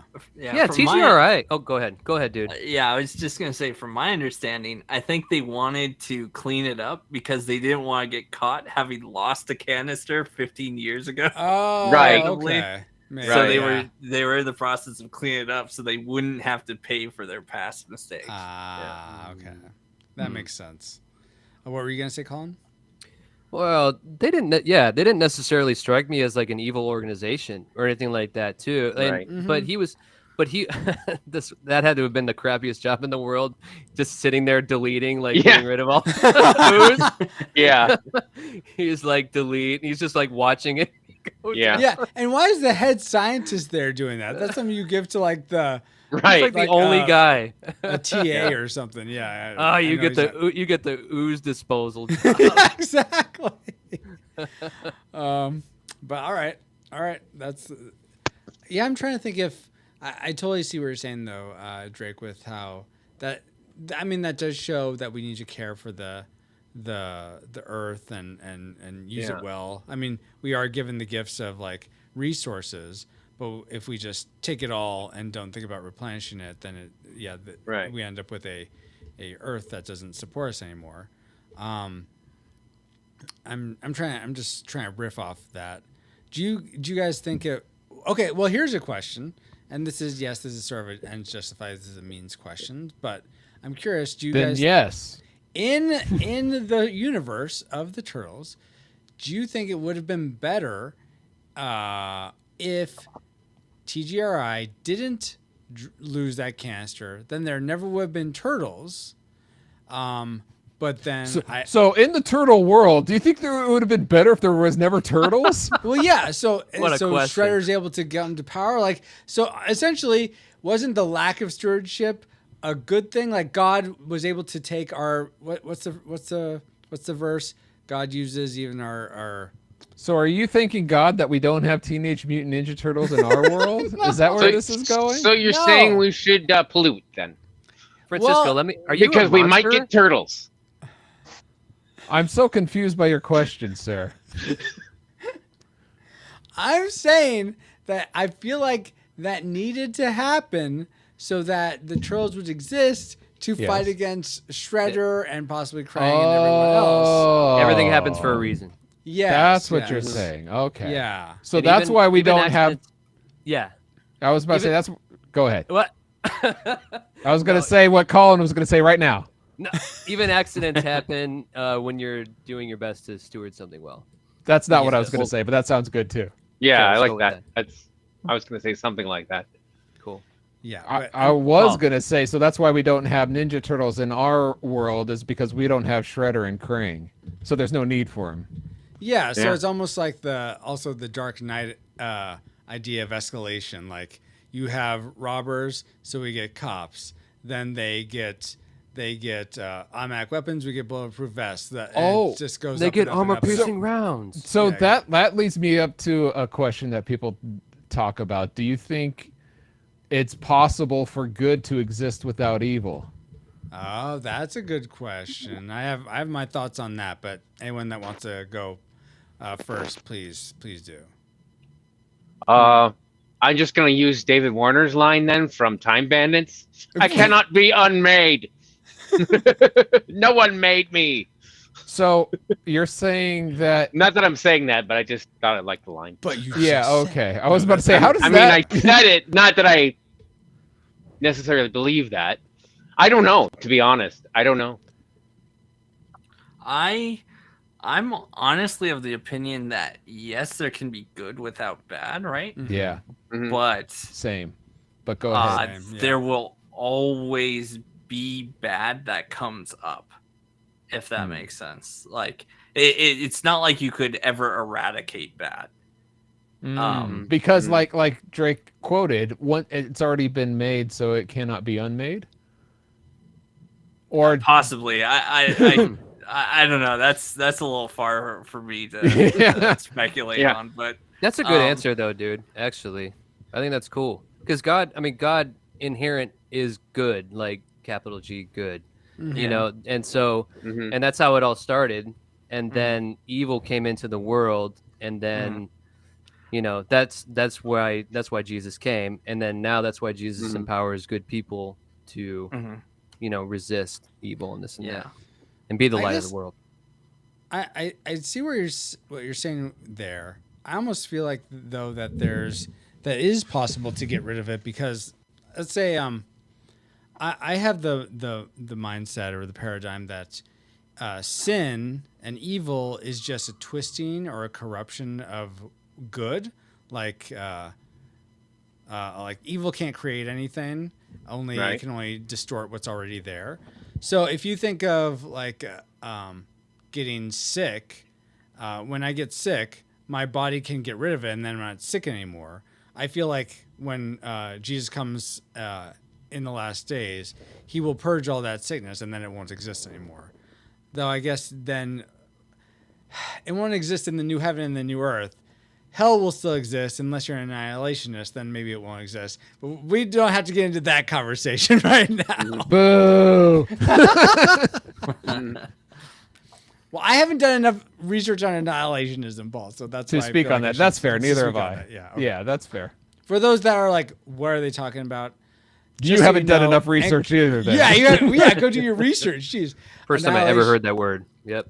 Okay, so annihilationism is essentially this idea that at some point, all the people that choose hell, that go to hell, and I think also Satan and his demons will be unmade. It's like they never existed. They'll be annihilated out of existence. Well, that goes against scripture. I Go thought ahead, it Papa. was the belief that Mortal Kombat Annihilation actually happened, but Oh, that's good. that's part of it. That's a subset, but Oh, that's that's not the main point of annihilationism. Yeah. Okay. Wow. I guess just to try to dig you out of the hole you just dug there. I'm not a hole. You're in a hole. Help us out, Bobo. I'll put this idea out there. I guess the idea of if you have good and evil, if you remove evil, is there just good? And I guess I think of good and evil sort of as if we look at it as a dichotomy, there's a yes or a no, 0 or 1. If you remove evil, is there just good? I think there just is. Yeah. It's not a matter of evil and good. It's just. Well, then we get into which is good because now you're getting to how one defines evil. You just said good. Right. Okay. I'm saying it just is. Not just good.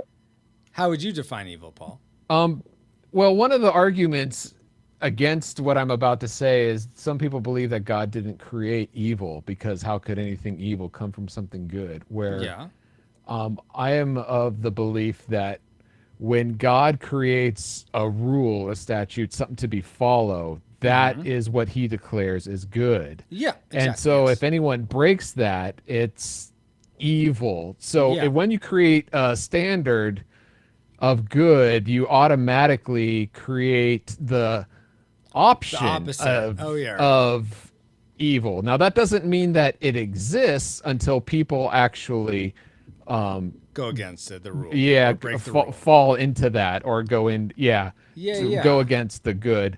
So I believe good can exist without evil. It's like when God existed before all creation, he is good, and without the presence of evil. But then there's he still had his standards, but there was no one to go against it or no one to follow those. The evil ways. But that's my thinking. I could be wrong. I don't know. That makes a lot of sense to me. But anyone have an opposing view or a way to tell Paul, no, you're dead wrong? Yeah, I mean, that's a good theory. Yeah. Okay. Yeah. I'm pretty complicated with Paul on it. Yeah. I mean, if you could say I agree with Paul. I'm trying to go towards your point of view, Francisco, but no, I don't my know. point of view is Paul's point of view. We're totally on the same page. I think we've said the same thing, but I said it in a much more complicated way. I think the way Paul said it was. Paul's saying the option can be there, and it only exists if people do it, right? Yeah, that's free will. The free will thing. Yeah. So that's the thing is Go ahead. Yeah. And I'm sorry. And Francisco, you're kind of saying that it's no, you can eradicate it forever. And yes, you can. Because, if you think of Paul's paradigm, you have a standard, like he was saying. And then when you have a standard, you immediately have a way of breaking that standard. But if people or God is only putting energy because God is all good, all the energy is going into the standard. So there's no evil because it exists in potential, but it's not actually doing anything. It's not really there. It's like just negative space. And then when he creates people that then have angels and people that have free will and can choose that, then they're putting energy into the negative space and actually making it something, like giving it form, giving it life in it. I mean, life isn't probably the best word, but that's the only way I've just. They're animating the sin, the evil, the corruption. Instead of it being potential, it now has it now has movement. The problem is so would you say then? Do you believe then that when you go to heaven you lose free will? No, you still have free will, but going back to this is a great way of swinging things around. I always use this example. I think of because of it's horrible that Adam and Eve chose to disobey God, and we all are now stuck with original sin. We're stuck with that, and we can't choose that unless we choose God. But we still wrestle with sin day by day. Those of us who are Christians. but being able to have that experience in this life, when we get to heaven and see how good it is, then it's almost like we still have the capacity to choose evil, but it's like almost like, why would I choose that? And the example I give to this is like to sort of ground is, imagine someone gives you the option to have your favorite pizza in the whole world. You know, pepperoni and pineapple, or you other guys that don't like pineapple, just your favorite pizza in the whole world from their favorite place, favorite style, made just how you like it. You could have that, or you could have this tin filled with mud and worms and mold and poop and excrement, and you could eat that. It would give you some nourishment, and so you could choose. You have the choice. You could have either one. It's almost like, yeah, I have the choice, but obviously I'm not going to go with the poop pie. I'm going to go with the pizza pie. That's like made how I want it. So because we're able to, I believe we could go to heaven / the new earth with all our memories. So that's so ingrained because of our experiences here that there's no reason to choose that when we have such joy and such wonderfulness here. Whereas Adam and Eve didn't have that. They only had joy. They had no experience of a life apart from God. But we will have that in the new creation. Does that make sense? Yeah, let's see if it works. It's bold strategy, Con. Let's see if it works out for him. Sorry, it looked like you were going to say something, Colin, or was I reading your body language wrong? Oh, I don't know. Okay. Sorry, I don't mean to put you on the spot. No, I probably had a thought, and I kind of spaced. Okay. He doesn't like pineapple on pizza. That's so. Oh my gosh. That was the thing that was the highlight. I said whatever type of pizza you prefer. Whatever. Yes, whatever helps you with did the that analogy. correctly, but he once you're distracted, it's gone. It traumatized him to think of that. Is what it was. Yeah, it really took me out of the story. It did. Wow. The problem is that let's say pineapple pizza, not the people. Pineapple people. Oh no, my but goodness. the pizza. Let's Apple say pen that pineapple? is evil.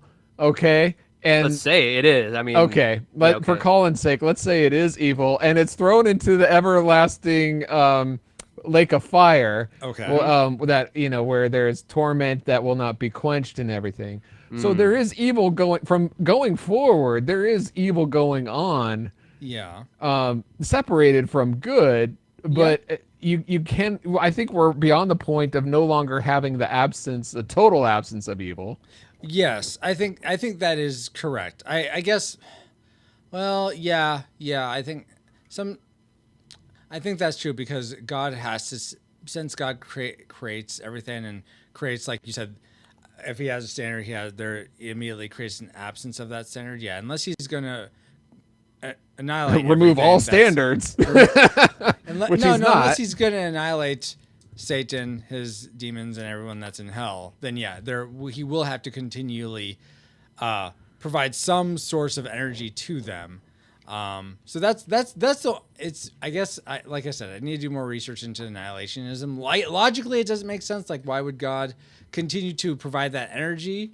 But I think, like you guys said there, it goes against biblical teachings, and I that could very well be. I'm not saying that is the way it is. God's foolishness is greater than my wisdom by the longest shot ever. So, well, let's see. ESV, Revelation 20:10, and the devil who received them was thrown into the lake of burning sulfur, where the beast and the false prophet have been thrown. They will be tormented day and night forever and ever. That goes against annihilationism. Sorry, forever last. Oh yeah, well, they said the first day was. What that could be thousands of years. I'm talking Revelations 2010. I'm not talking about Genesis. All right. Oh No, my that's a gosh! fair Weren't point. we That just is a fair talking about Secret of the Ooze like 20 minutes ago? Now you're bringing up Lake of Fire and all that. Gee, these spiritual speculations. Is there ooze in the lake? Yes. Oh well, it oozes fire. Oozes fire. Wow. All What right. if I only So view pineapple pizza as an abomination, not necessarily? Get off the pineapple pizza. Let's see. Drake, It could be considered that, yeah. Was that yours that we sort of totally spiraled out of, or was that Colin's that we spiraled out I of? think that was mine, actually. All right. Then Oh, Colin. I guess that was a good suggestion. Yes. Yeah. And Drake, you called that a 1? Well, I we wasn't carried thinking it the other. downfield. Yeah, I wasn't thinking of the other stuff. I was just thinking, let's take care of the Earth. It's kind of a good Oh idea. yeah. Oh, that's how we started. That's right. Yeah, that is a one. Francisco got Yeah. cooking. and then Francisco was just like, could good exist without evil? And I was like, I don't know. I think Paul. God did make that I know at one once. point I used to No, think that, and I didn't. probably still think that now. But Mhm. now I- that I- we Not make talked evil about it a clear little that bit, up. I think you guys are right though that there is an element like evil is with us now in some form or fashion, even if it's separated from everything. That's good, in the new heaven and new earth. But Colin, what's the thing that this movie sort of brought to mind for you, spiritually speaking? Yeah. So bringing it back to the movie, there's a lot of really, wise words from Master Splinter, and there's something that he said that kind of struck me, which is really cool. With when he was talking to Donnie, he said, "I'm just gonna read it off my notes here." He says, Yeah, please do. Should I do my Splinter voice, or is this too serious to? No, please do. What do we? No, do? do your Splinter voice. Then we can I don't compare have it a to Splinter mine, voice. I'm just and gonna people do can one. say which is better, mine or Colin's, because it's competition, don't you know? Go for It's it. gonna be you, but Collins. okay. I'm just Thanks, Skitos. My man. No, it says, "Do not confuse the specter of your origin with your present worth, my sons." Yes. Oh yeah. Yeah, And Francisco's is better. Wow. Oh yeah. I mean, hey, let's go. No, I do like that line. Yeah.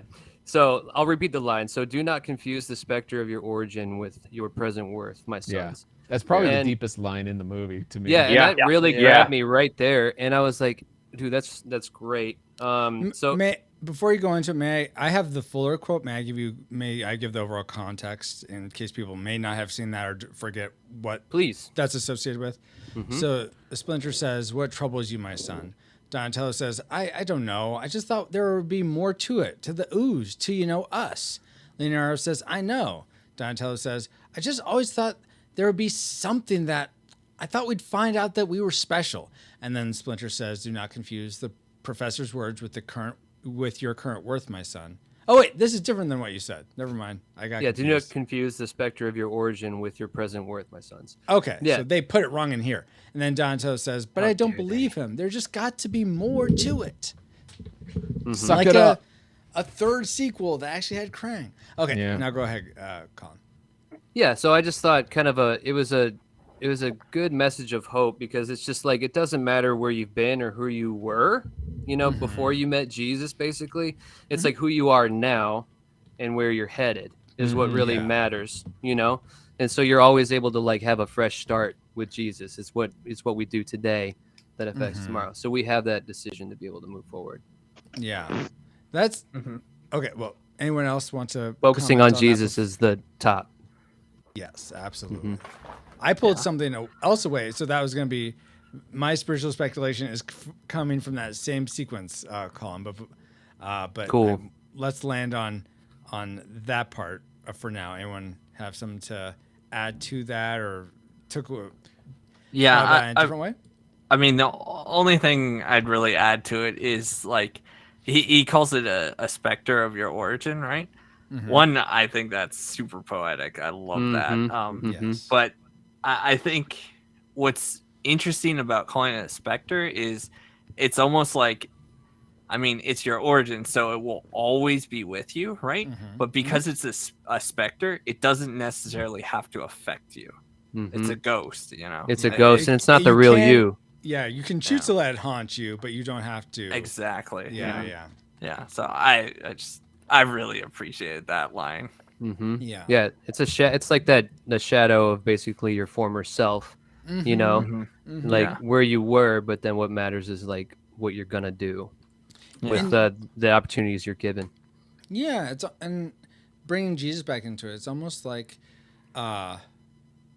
you become a new creation when you give your life to Jesus. And exactly. It sounds like if you get stuck though in your past self, it's almost like you're rejecting how God is making you to be. Like you get stuck thinking, no, I'm not. That thing isn't forgivable, or God doesn't have the power to erase that thing from my life or absolve me of that thing. So I think that also goes to the almost the hauntingness of it. Any other thoughts, Drake, Bobo, Paul? I think it's an excellent quote, and yes, spot on. Awesome. Yes. Love it. Okay. Cowabunga. Cowabunga. Yes, cowabunga.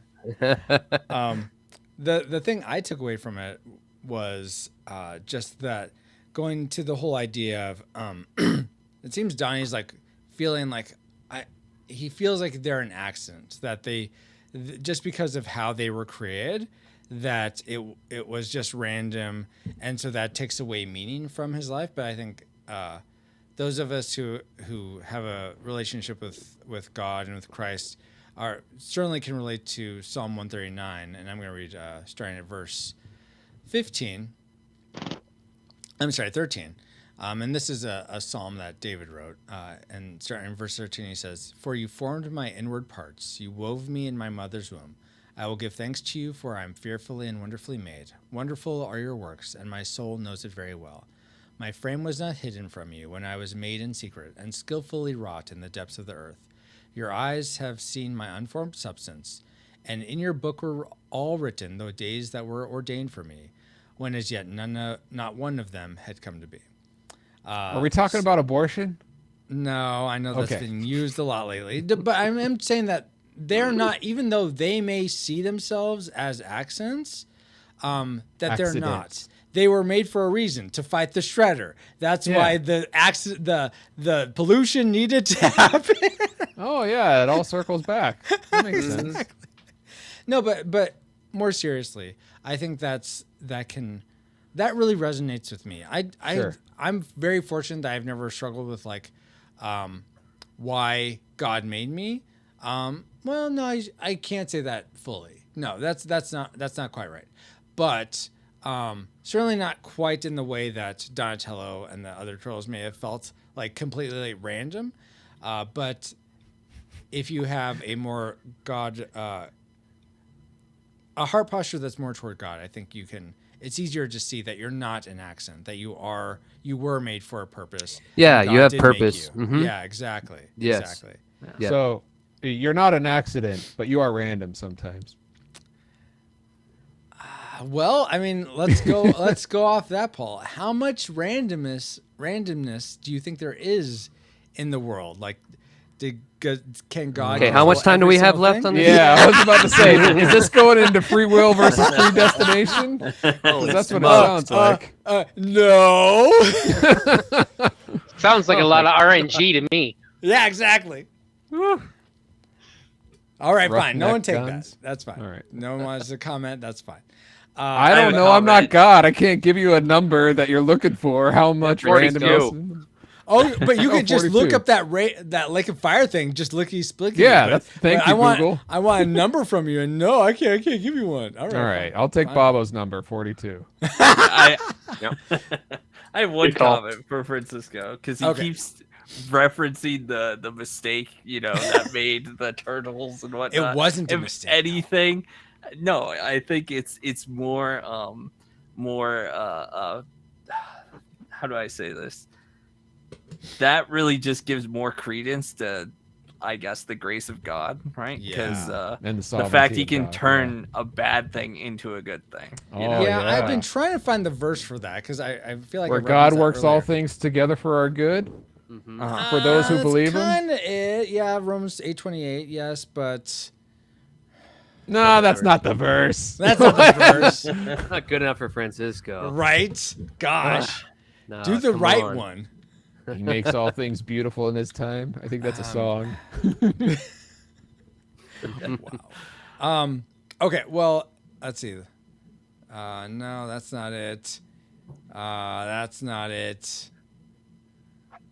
Where's the Jeopardy theme song? Dude. Paul, did you have a spiritual speculation, or? I did, but it wasn't as good as some of these others. So.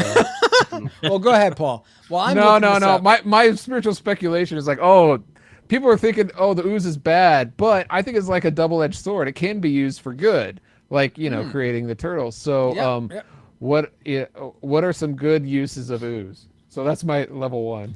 That just makes me it used its power for good. instead of evil. Yes. Though I always thought I think.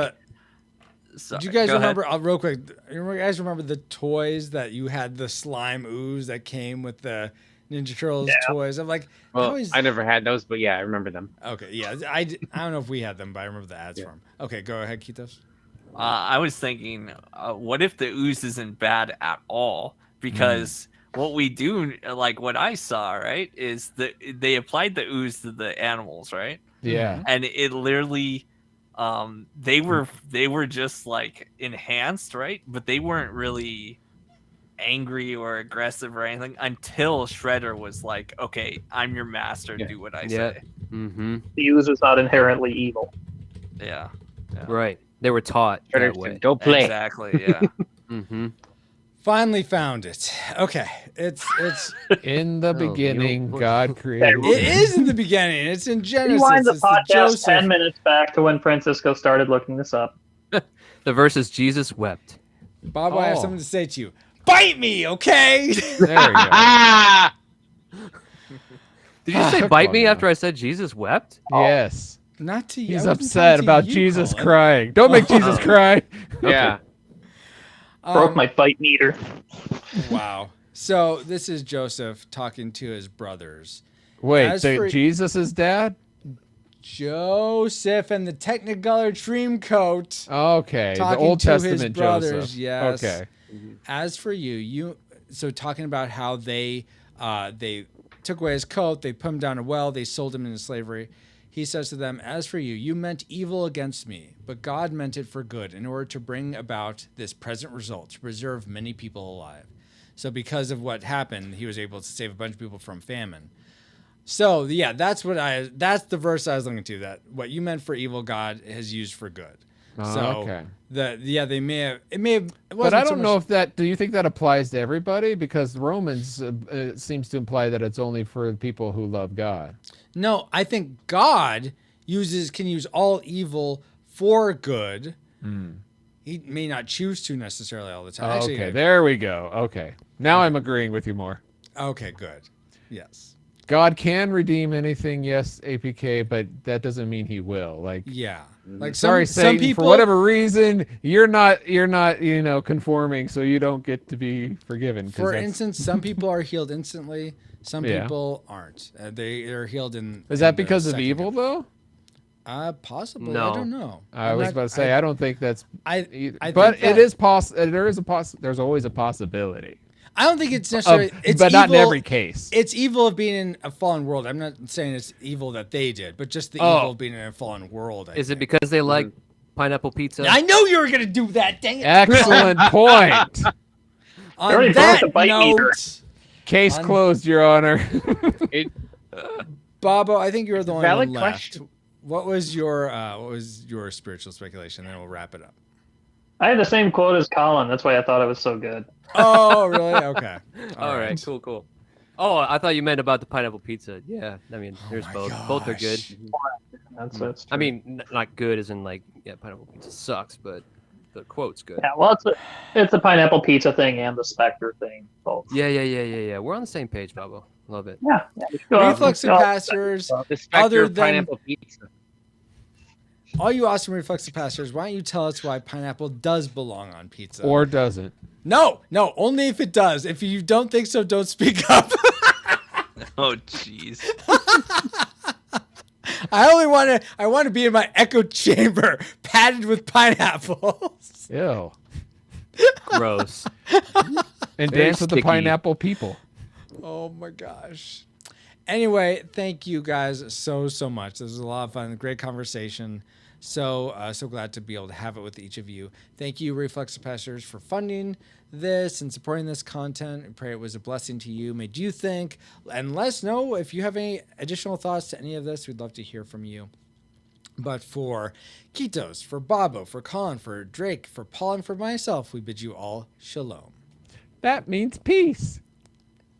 Of course it does. All right. Thank you guys so much. Colin, you're welcome to leave. Thank you so much for being here for all Thanks this. a lot, y'all. It was a blast. Yeah. Had So a great glad you time. could make it. Yes, Yep. absolutely. Thank you. Have Yeah, a thanks, Colin. great weekend. Bye. And see you hopefully in a couple weeks or a week. A week. I was going to say that's Weekend, next few days. weekend. Yeah, You bet. Yeah. Yeah, something cool's going on. That's what the in a bow little bit, tie's right? for. Yes, that's what the bow tie is for, Paul. All right. Bow tie makes you look young, Paul. Yeah, It does. doesn't it? Takes a few years off me. Sure it does. Okay. Bye. Bye, chat. Bye, everybody. Thanks. Bye. Bye. Bye. Bye. All right, now let's review TMNT 2 Bye, and try this buddy. again. Classic. Find your noise. father. Oh my gosh. All right, so now we're gonna go back. We're gonna rewind. We're gonna do Firefly, and you all watched it, right? Or am I mistaken? Yes. Okay. Mikey's Couple giving a hours ago. thumbs up, so I guess so. All right, so I didn't back give a to the thumbs up. notes. I said Mikey, not Paul. Oh, Thank you, Ashley. sorry. Okay. I thought my name was Mikey. So, okay. Oh, so this is coming at the end of the Firefly discussion. Okay, so I'm going to redo the intro real quick. Oh, no. I'm sorry, Cool Deluxe. Oh, bummer. Okay. I can't find my There's- Firefly. There it is. I have it. Oh, okay. Oh, No, here it is. you don't have to. There it is. Oh, my gosh. Yes. My wonky eyes. All right, here we go. In 5, 4, 3. Wait for it. That reminds me of the time when Serenity went go on Firefly. Yeah, let's talk about it. Ship like this, be with you to the day you die. Retro. Because it's a death trap. The part of rewind. Pretty cunning, don't you think?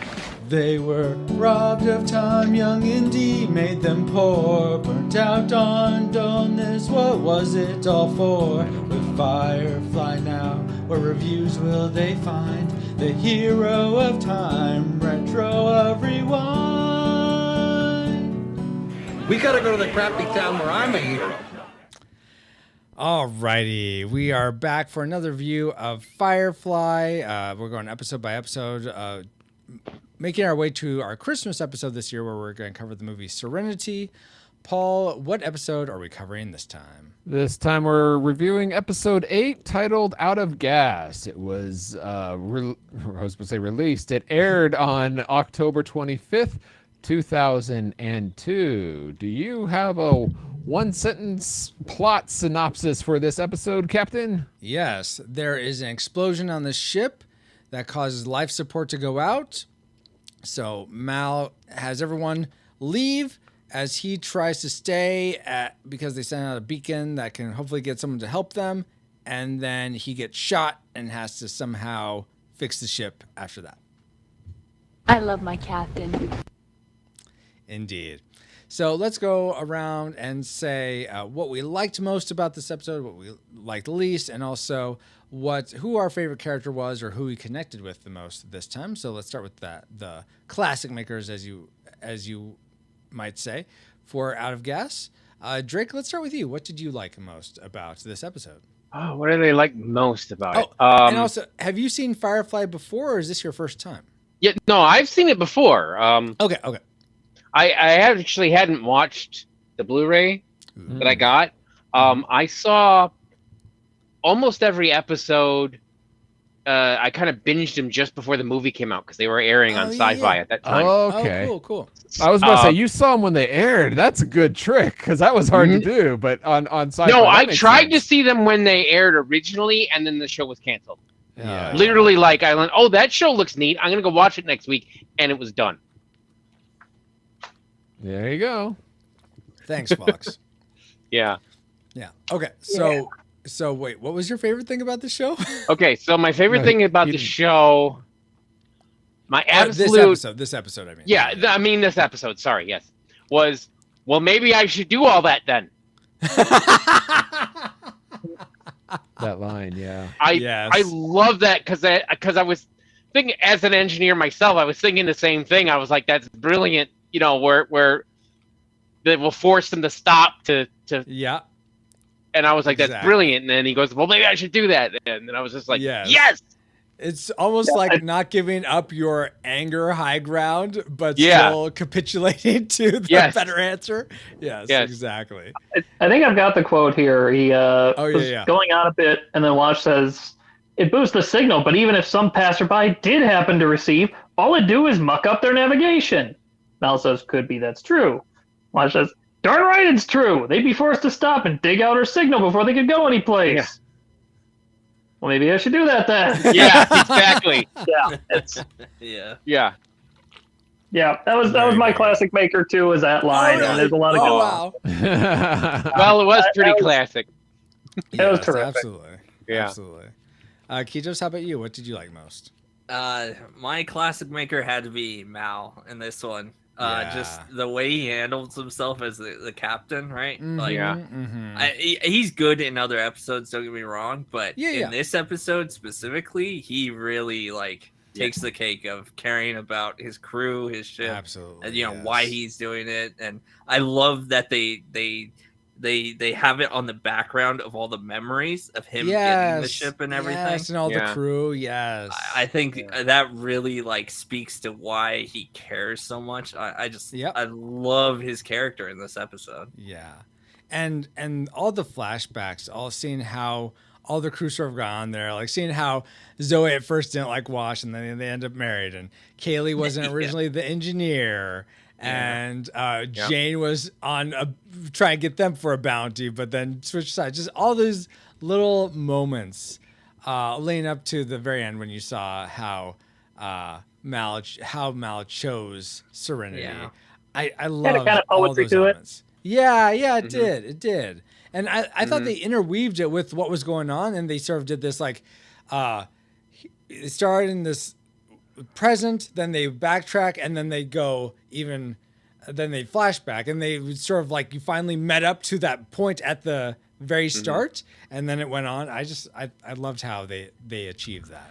I'm gonna have to disagree with All you right. on that. Yes. I was confused. I was like, Yes. wait, is everyone like having dinner while he's like suffering down below? Like, Yeah. there were some confusing transitions that I didn't think worked Okay. well at all. But, Oh, okay. yeah. I picked up on it, but that's fair. I guess it could be Yeah. confusing too. That was mine too. Oh, that was your tragic maker? Yeah, that was the exact same thing. I was like, there were a few transitions that weren't good, and I thought, maybe they should have only done the flashbacks and the part with the present stuff, had all the the quote unquote present stuff flow kind of linearly, or maybe just show like the initial bit and then not be cutting back and forth. Yeah, between. It is weird. I do enjoy the flashbacks. It's like an origin episode tied in. Yeah, the flashbacks were great. Yeah. It was just the kind of flashback, and then it's like, okay, is this? Well, you could tell it was flashing back because they did that weird with the transitions, but you couldn't tell when they were flashing back to like an hour ago versus okay, so is he now dying or now are they having dinner? Right. It's confusing, like you said. Yeah. Same thing. I was just like, wait, what? Bob or Akitos, were you confused by that? At first, go ahead. Go ahead, Baba. I was gonna say, actually, I thought the transitions were pretty good. I was just trying to think of a show where I thought the transitions between current time and flashbacks were really bad. And what's coming to mind was a Gilbert Gottfried show called Norman's Corner. Don't ever watch it. Okay. I don't know. I thought the transitions were all right. It could have been a little bit better because there were a couple spots where I had to kind of catch. Like, oh, this is a flashback. Okay. Yeah. So, yeah, I may struggle real quick before Kito's comments. I may struggle with just having seen it so much. I know exactly what's going. Like I know where I am. It's like I'm in my home. I know where I am in my home. I know where the living room is. I know what the kitchen is. All that. But so maybe that for me. Kitos, what were you gonna say about it? It's been a while since I've watched this episode. So it was a bit jarring at first when they were transitioning. But I think they did a really good job on the cues of letting you know, like it transitioned if you like looked at it, because like the coloring of the scenes was different between the three different time periods. Not different. Yeah, it was. And so I had to like really, I don't know, I had to pick up on it to really understand. Once I did that, it wasn't too bad, but at first it was jarring. I don't like picking up anything. Feed me, the spoon feed me. Come on. Yes. I don't want the spiritual meat. I just want milk for the rest of my life. No, you can give me the meat. I just want it spoon fed. Explain it to me like I'm 5. So okay, so Paul and D Tungsten Tragic Maker. So we did Classic Maker. No, that's not my Tragic Maker. That's my Tragic Maker. That's his. Okay. Yeah. Paul, what was your Tragic Maker? I think everyone did their Classic Makers, right? No, I didn't give my like. Oh, okay. What was yours? Yeah. Paul? What did you love most? I really, I did say the flashbacks. I thought. Yeah. were Okay, that's cool. what I thought you. Okay, but that's why I got confused. Yeah. I was actually taken back.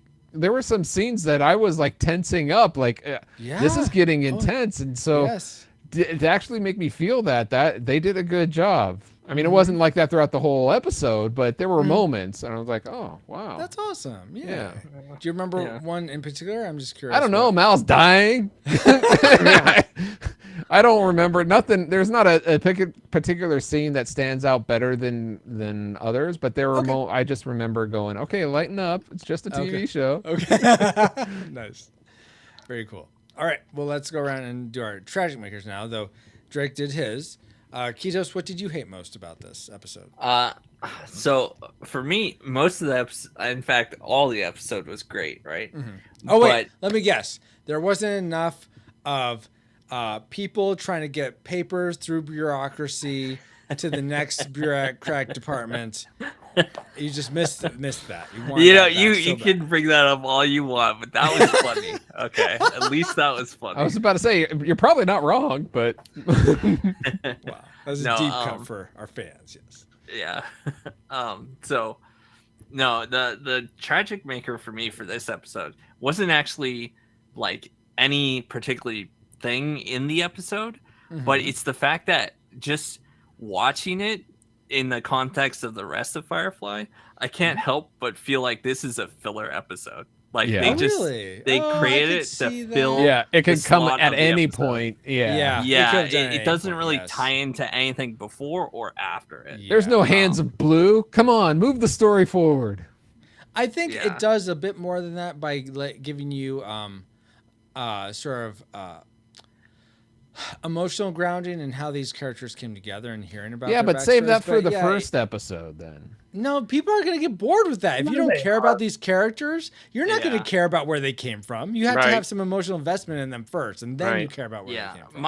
If anything, it seems as though this episode was created at a time when I think the showrunners were like, you know what, this might not succeed. We might not get another season, so we better explain some of these characters like backstories. I can see that. So it seems like an episode that's just there for a functional purpose, either to fill time or to fill the fact that they're not going to have any more episodes.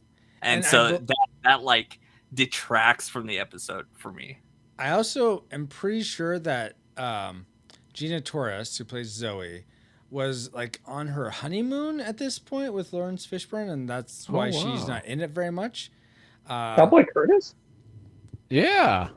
Yes, Cowboy Curtis. Oh my gosh. I got to write some fanfic. Wow. I'm pretty sure they're still together, but I think that's why she's in it the least. She's sort of just dead not dead, but unconscious. In a coma. But that's a good point. I don't know about the other parts of it, Kitos. So okay, but that's the thing you like the least. Paul, what did you like the least about this episode? So there's a bunch of guys, we'll call it bad guys, who come in and take over the ship with guns, and Mal finds a little pistol and is able to get them all off the ship. Oh, that's convenient. Well, why wouldn't they have a pistol on the mule? That's where he got it, I think. No, but they have guns too. Yeah, but so there's a group of them. So the people in the back could just reach over the shoulder and blam, it's done. I think I don't think anyone's behind him at that point. They are. As they're exiting, they're all grouped up. Exactly. I don't think anyone's behind him. No, they're behind each other. The people in the back of there's people with guns between him and them, and they could shoot him and take him out. Okay, but the chance of any of them dying is possible, and over a little converter thing, why risk your life? They're gonna take the ship because it's a second. You're dead. Yeah. I think the first one who shoots wins. Well, Right. the problem is it's because Mal has it pointed at the captain, and they all followed the captain. That's true. That's another thing. Yeah. Well, let's put it this way. I didn't find it believable because I would have acted differently, so I didn't like it. All right. If their You would've just captain is shot the them best all. shot, if their captain is the best shot, and he didn't even kill Mal at point blank range, I mean, what chance do they have? Yeah, they're a bunch of idiots. All right. That's fair. This stick goes boom. Baba, what was your tragic maker for this episode? Real quick, I forgot to mention in that one flashback, Wash had a mustache. That was amazing. But anyway, That was. I just forgot to mention that. But okay, least favorite moment of the entire series is in this episode. Oh, wow. Really? Oh, wow. Okay. It's the mustache It's- on Wash. It's no, almost no. It's that original engineer that Kaylee is messing around with. Yes. Yes.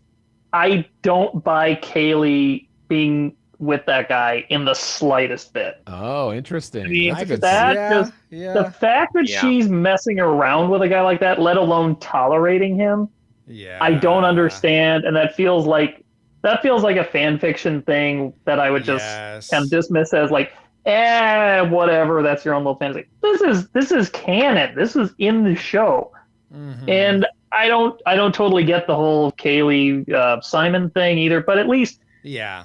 I kind of get Simon's smart. He's a doctor, and that's Maybe attractive for to her, me. it's all about the looks. Like that guy and Simon both have just that right checking of all the boxes of looks. for her. I mean, I'm latching on to any reason she would hook up with that guy, so I'll go with that. I have my own headcanon of that. If you want to hear mine. Let's hear your fanfic. Joss Whedon gave us his. Yeah. Well, I think they drop hints in the show as to why she's actually with that guy, right? Because they drop hint one is she's never been in like a big ship of this nature, even though she knows all about engines and everything, right? She's never actually been up in a working ship, right? So one hint is that, and two, the other hint is he's an engineer and he can get her access to the engine, and engines make her hot, they say. Yeah. So the idea, That I I think, buy. is more so, hey, this guy is attracted to me, but he's also gonna give me a chance to, be on one of these engines so I can enjoy it. I don't Okay, so think. it's more about what kinda he's got than detracts- him himself. Exactly. It's the access that he's providing. I don't think mean- engines make her hot now that you point it out. Because if the engine was in trouble and she's like, oh, what's going to happen to Zoe? She cares more about Zoe than the engines. If that was Scotty from Star Trek, let Zoe die. He's up in the engine trying Yes. to fix it because he's all about the engines. So if Right. she Have was you ever all about stood the next to an engines. engine? Yeah, If you ever so stood next to an engine, you get very hot indeed. that's true. I'm just that's the two hints that the show dropped that I noticed, so I'm just kind of going off of that. Okay, I can kind of buy that. Yeah. That at least gives some credence to it, because I thought the same thing. It's like that's kind of a weird relationship they got there. And then I had to figure out in my own head, like how did that happen? And then ultimately, she ends up taking his job, and she doesn't seem to care anything about him. So Right. Yeah. Yeah. It's kind of I weird. still but hate I will say there is something off about that whole scene. I agree Yeah. with you on that. I could see that. Yeah. I think Yeah. it detracts from her character, especially how they set her up in the rest of the Yeah. show. Yeah. It's kind of weird. Yeah. She doesn't really have that. And then all of a sudden she has that character personality. It's strange. Yeah. I could see that. That's a good point, guys. I guess that leaves me. My tragic maker for this episode. I don't know if I really have one because this is honestly my favorite episode of the Is series. when the credits appear. Yeah, here we are ripping on it. that's fine. I totally can see what you guys, the problems you guys, the issues you guys have with it. They didn't really affect me at all. Like, I don't care. It's my favorite episode. Exactly. That's right. The problem is there aren't more of them.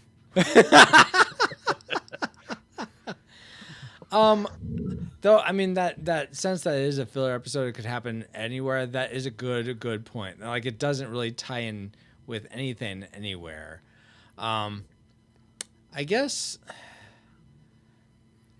Yeah, I don't know. I can't think of a thing that I don't like about it. I like pretty much the whole thing. So I guess my classic maker is there aren't more episodes like this that I can just be like, there's nothing wrong with it. So, A show about nothing. Oh gosh, it's not Seinfeld. Oh, did I say classic maker? I mean tragic maker. Anyway, what character did you relate to the most? For me, probably just Mal. I think Kitos, that was his classic maker. So. I wouldn't say I relate to Mal. I wish I would like to believe I relate to Mal, but I don't think I do. Who do you relate to? I then, liked his Keith? character the most. Yeah. Probably either the pilot or his second in command. Sorry, Wash or Zoe. Zoe, yeah. Sorry, I always forget their names. No worries. I love them. Don't get me wrong. I just always forget names. Yeah, No I'm that worries. way too. It's okay, Joe. Paul, how about you? I put Mal as the character just because he was the central focus. It's hard not to. And you're the central focus of your own life. That makes sense. Yeah. PaulJPowers.com. We all. Yeah, this might be the only episode where I say this, but I actually would go with Zoe. From that line early on where Mal's kind of saying like, "Hey, how about this thing? This will be with us till the day we die," and she says, "Yeah, because it's a death trap." And then when they're trying to recruit Jane, and he's like, "Oh, that was well put. Wasn't that well put, Zoe?" And she says, "Yeah, it had a certain poetry to it." Yes. Yeah, just her responses, and she does that heroic thing, saving Kaylee. So I would like to think I would do that to save Kaylee, but so I'll go Zoe for this one. All right, and Drake. What did I like the most? I think I gotta go with Mal. Yeah. On that. Mal's and Zoe's. Awesome. Yeah. All right, guys. Well, I think that about wraps up. Oh. No, one more thing. Sorry. We're not done Geek yet. Devotions. Geek Devotions is devoted to. Gosh, that's not what it was. No? Obviously, Do I it's have the to eat Untold the bean? Podcast. No, you don't have to eat the bean. Okay. I've got something so, like bean. Watching this episode, would you want to continue watching the series? Or would you be like, I'm done? For me, I would definitely want to continue watching. Paul? I'm in the middle, but leaning towards continue. Okay. Drake? Definitely continue. This may have been the first one I saw. Oh, wow. Okay. Originally. Yeah. Baba? Yeah, I was very impressed with the gumption of young Indiana Jones in this episode. So yeah, I would say so. And Kitos? So this is if you've never seen it, and Oh, this is yeah. the first episode you're seeing, I mean, or just continuing. just yeah. If this just based on this episode, I guess, would you Yeah. keep watching, regardless of whether This is you've the seen first more? episode you see of this series. Would you watch any more? Not based Yeah, on what but you've heard put an from other addendum. people. I would Okay. put an addendum. If I watch this episode, I would say watch more, but I would say go backwards. So go watch from one. You know, Yeah. Okay. if you saw this one, go watch one, and Awesome. then continue on. Yeah, rather than All right, continuing guys. to the next episode. Oh, okay. Yeah. See I didn't what have a these choice are because about. it was a marathon. Yeah. Oh, okay. Okay. I think I may have started with this one. I may have caught some of the other ones because I did do like a repeat again, like the next day or something. It was right when the movie launched. So, and then I went to see the movie. Very Nice. cool. So, yeah. Awesome. Well, I guess with that, we're done for today. So thank you again, Paul and Drake and Babo and Kitos. And for me, have a good night and stay shiny. Don't let the space bugs fight. Well, dudes, I'd say that's pretty much a wrap. Yep. Cowabunga? Cowabunga. Yeah. Cowabunga. Nice. I love being a rewinder. Yes. Awesome, guys. Well, thank you. So I'm going to end the stream, guys. Thank you, everyone who is watching. Kid Tungsten for all the smoke draw stuff, causing errors. Let's see. Paul, Art of Mana, welcome. Glad you're here. Hopefully you enjoyed some of the... I don't know if you were here for the TMNT 2 talk, but if not, hopefully you can catch the podcast of that. I'm hoping to drop it this week. We'll see. Let's see. Anyone else here? I think Ashley was here. What, Paul? I said it's not like you're busy this week preparing for next week. Oh yeah, not at all. No, I got nothing to prepare for. What are you talking about? Yes, good point, Paul. I have lots to prepare for. I'm always preparing. Just go. Just a curiosity. Are you going to be streaming next Friday night? No. So the plan, I'm not going to stream our Wedding Singer episode just because I feel like there's just too much going on. Too much going on. Yeah. So we'll just record it, but not going to stream it. Let's see. And then we'll be back tomorrow morning for Sarah Kid Adventures, playing Aladdin and Ni no Kuni, and we're going to do Shredder's Revenge for the community game. Dang it. Oh, nice. I had to be getting my car maintenance. Just take your computer with you and play while it's being maintained. Just play on your Steam Deck. Yeah. Sure. Yeah, the one Kitos has. Just borrow it. Hold on. Let me see if Amazon can get me in. And then tomorrow night, I'm still up in the air about if I'm going to stream Chrono Trigger. I may not. It depends on how many chores I get done because I do have a lot to prepare for this coming week that I'm only going to be able to do tomorrow. So, but that's the schedule. And then, next Friday, no stream. And next Saturday, probably Sarah Kate Adventures, but that's going to be it. No stream on Saturday night. Alrighty, guys. Well, I don't know. Paul's going to be here, so maybe we'll do something special. We'll see. We'll see how we're feeling. I'm here right now. I mean, live. Yeah, I'm live right now. I'm not black and white. I am in the same room as me, Paul. I am a little slow and boring, but anyway, guys, here is your stream face.